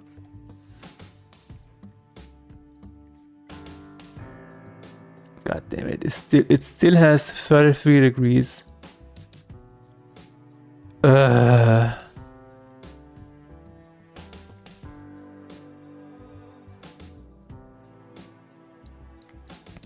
Yeah, but you know what? We're gonna be inside anyways for most of the time. This is one of the reasons why I'm not sure about the IRL stream. It is still a 50% chance, because if the weather is too hot, I will not function properly, and also the devices will not function properly. There's a chance of the phones overheating, and so you will not be able to stream. So this is actually a concern that I have. I don't know. We will see. Just get naked. Fanny Slam. Okay. So if I do that, can I have a written confirmation from you, signed by Fanny Slam, that I am allowed to do that? Shorts, sandals, and Panamas are mandatory. Yeah, but then you're inside, and it's probably cooled down to I don't know, 21 degrees Celsius. And so I'm like, this is, yeah, signed. Okay. Okay, so I guess we can, Renderpunk, yes, we have the official Fanny Slam seal of approval to get naked. Okay. Alright, yeah, I will think about it. I mean, that solves the luggage problem, you know?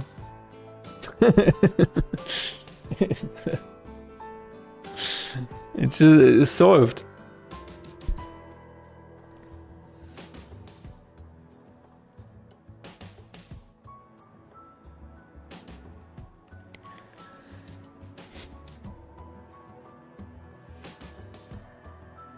Wait a minute, what does it say?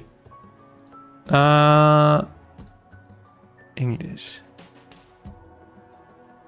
Oh, score.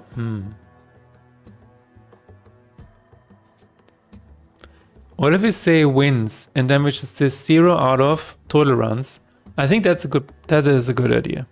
I like that idea.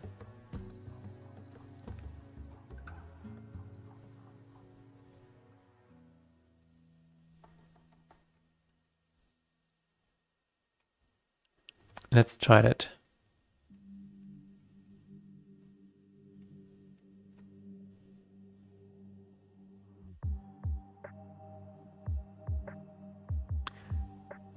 Plus another string here, and plus this, plus color. I don't think we need a...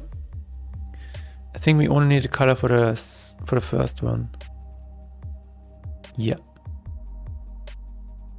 I think this is it.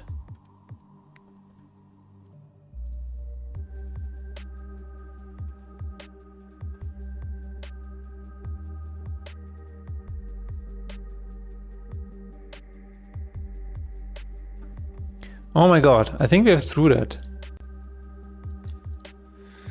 Okay, now we only need Apple to respond. That would be nice. Let me check my emails.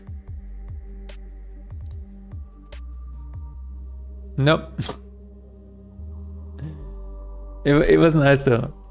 A nice idea. Can't wait to do some street photography in Bangkok. Yeah. No, I think it's gonna be really, really cool.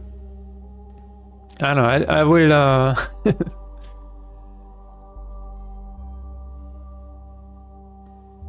yeah, I think this makes sense. Wins is 1 out of 10. I think this is a good way of describing it, right? Yes. Let's check it out in Russian once again. Good. Very good. Yes. All right. I need a creative retreat, painting, photography, music. That sounds good. Oh my god. You know what that reminds me of? There are some events where they invite people. I think it was in Sweden or something like that. And there's just a bunch of game devs living in one kind of like one house or something like that. And then they just stay there for a month and, you know, just be creative. Now, the problem is, I've heard there's a lot of drama going on there, which is to be kind of expected, I suppose. But in theory, it sounds very nice. It sounds very like this beautiful game dev retreat where you can just make games 24/7 and everybody around you is the same. Sounds good, but apparently there's a lot of drama, at least from what I've heard. Things I've been busy and craving a time off for that. Yeah. No, I can totally understand it. I'm glad that I can do this right now, and I'm really grateful for that. But even then, I just sometimes turn everything off and just play the piano for like half an hour or an hour. And that is it's good to do this sometimes where there are zero expectations, where you're not gonna release anything and you're just making things for yourself, and that's good every now and then. Especially when things are busy, especially when they're busy. But it's curious. You also said painting, photography, and music. So you do all of these things? What do you do with the piano? Practice a random play? I have a piano album that I like to replay every once in a while. You can check it out here. Oh, this is actually the practice session. That was a long time ago. But this is so I made a piano album once that was with this in mind, that I can just sit down and just play for 40 minutes and really de-stress. So this is what I like to play. But then I also like to improvise. I like to just sit down and feel out some melodies. Last time, for example, I had somebody asked me to make a piece of music for a game that they're working on. So I did that last time. That was also really nice. Yeah, or sometimes I like to sit down and make just do a very simple piano cover of a song that I heard. That is also really cool. It's very rewarding. I do very little photography, mostly portrait, but I have some urban pictures to edit and finally hand in the house. And finally hand in the house.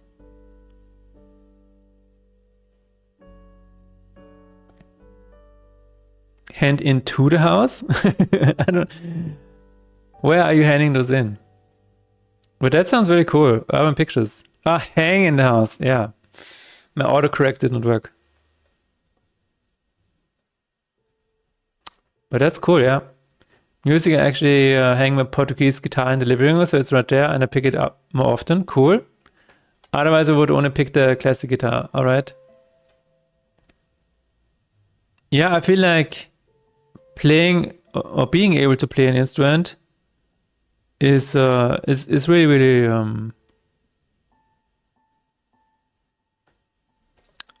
I don't know how to put it, but it's like it is a separate language that you can speak almost, right? Because you have you can use it to express yourself in a different way. And I think this is why it is so helpful to be able to do that. For painting, I actually started doing watercolors some months ago, still in the very beginning. That also sounds very relaxing. That is very cool.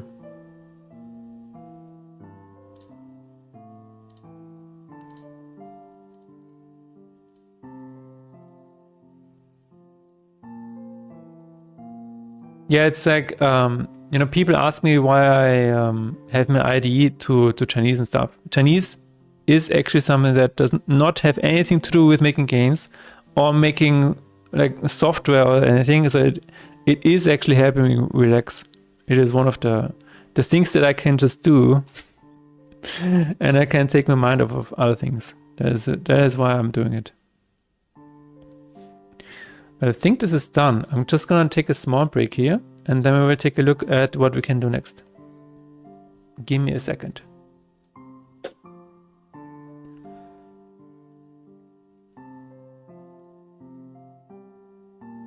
I have not added the honk yet. No, Fanny Slam is testing me. Oh, fuck, damn it. Damn it.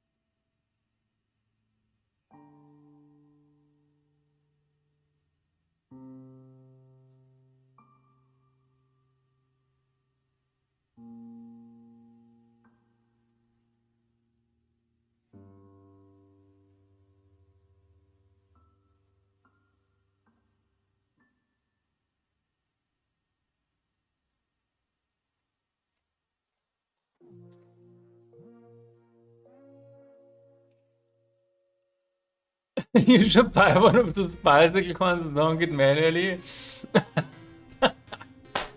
It's like an IOL command. I like that. It's like, oh no, do we have to honk again? Alright. That is a really good idea. We will see. Honk, honk, honk. Oh my god. But are you thinking of a like this honking, or are you thinking of like the Untitled Goose Game kind of honk? This dog apparently got tired of waiting and decided to start honking the car horn. A couple in Ohio noticed the dog and took the hilarious video. The dog named Diamond was left alone for just a couple of minutes. Locals commented on Facebook that Diamond has been seen around town on other occasions honking the horn. Well, there it is. Oh my god. He doesn't have neighbors. Not really, I guess. My neighbor, dude, this house is weird. We live in a house from the 1800s. And above me there is a bride's clothing shop, which is just, you know, open during the day, I guess. And below us there is a Russian family who are only using this entire space to make music. Like, they have a piano, they have I don't know how many instruments they have lying around there. So I don't know. At the moment, there's probably nobody below me. So I can just do whatever I want, is what I'm saying. I can honk the entire day and nobody will care.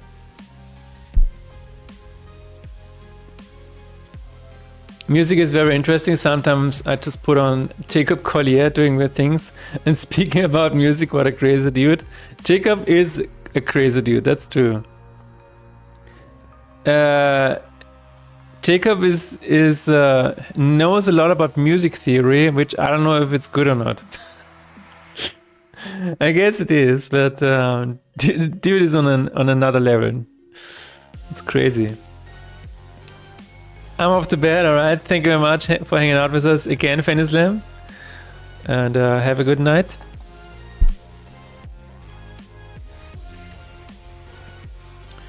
Okay, I'm gonna take a look at the broken spell that has a creature portrait. This is one of the tiny bugs that I want to fix today. So if we have a broken spell, we'll just set the name and display card art. Oh. Huh. Don't let the bed bugs bite. Don't let the bed bugs honk. Imagine bed bugs and they're all like, wah, wah, wah, wah, wah, wah, wah, wah. Oh my god.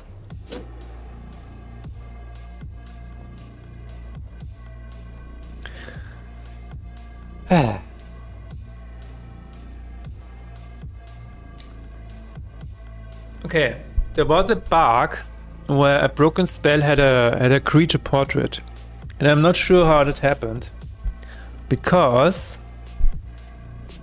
let's see, display card art is spell, then it needs to be a spell, right?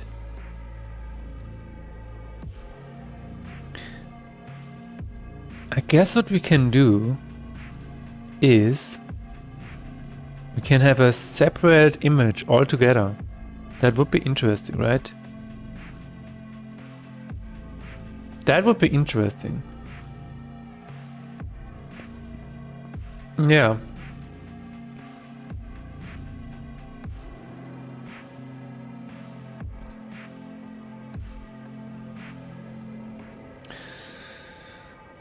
But yeah, apart from that, it's why does it? The only way this could have happened is if it is not a spell at some point in the code. Generate spell card. Save state. Wait.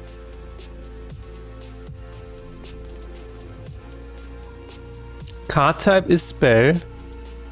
Okay, wait. Card script. Save state is spell. No. Oh, there is no. Okay, so the card type is actually that. Broken spell, display card art. If it is a spell, which just checks for this. Okay. Then I have no fucking idea, dude. Then I have no idea how this could have happened.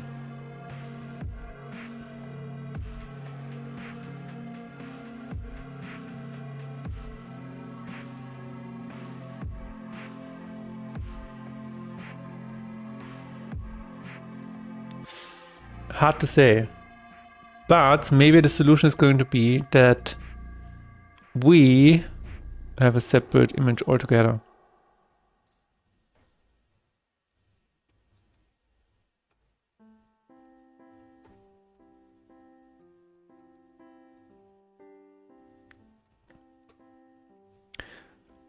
Okay.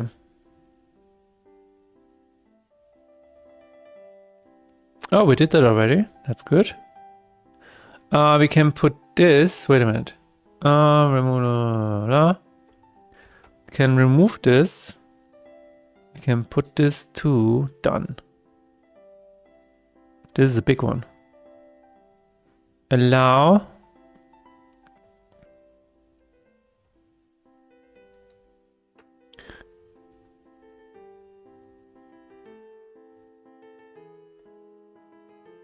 Allow.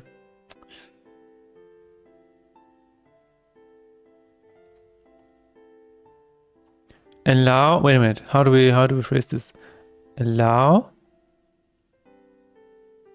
a limited amount of starter decks for journal days.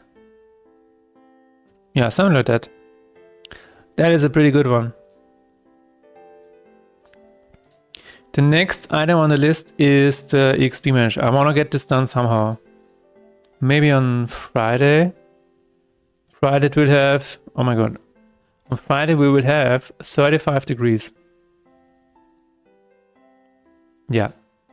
So no IRL stream on Friday, unfortunately. Let's see. I cannot wait for this weather to finally cool down. For sure. This is too much. This is too much. But yeah, I need to make a bit of a plan like I did for today so that I can just execute it. But we did make the progress bar. So this is somewhere here. Yeah, the XP progress bar is actually already inside of the game. Now we just need to use it. Oh yeah, that's pretty much it. Let me just see it one more time. This is it.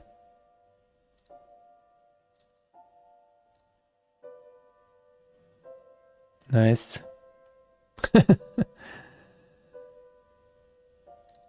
Okay.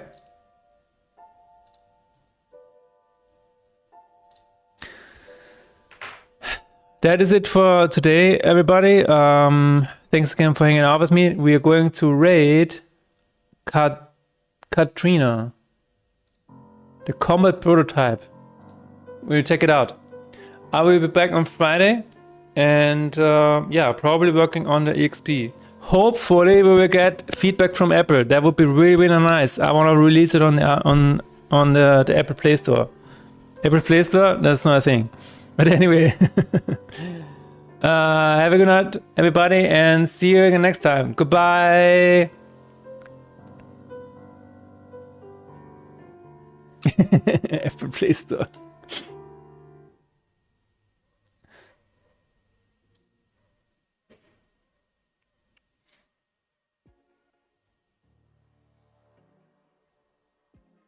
Mother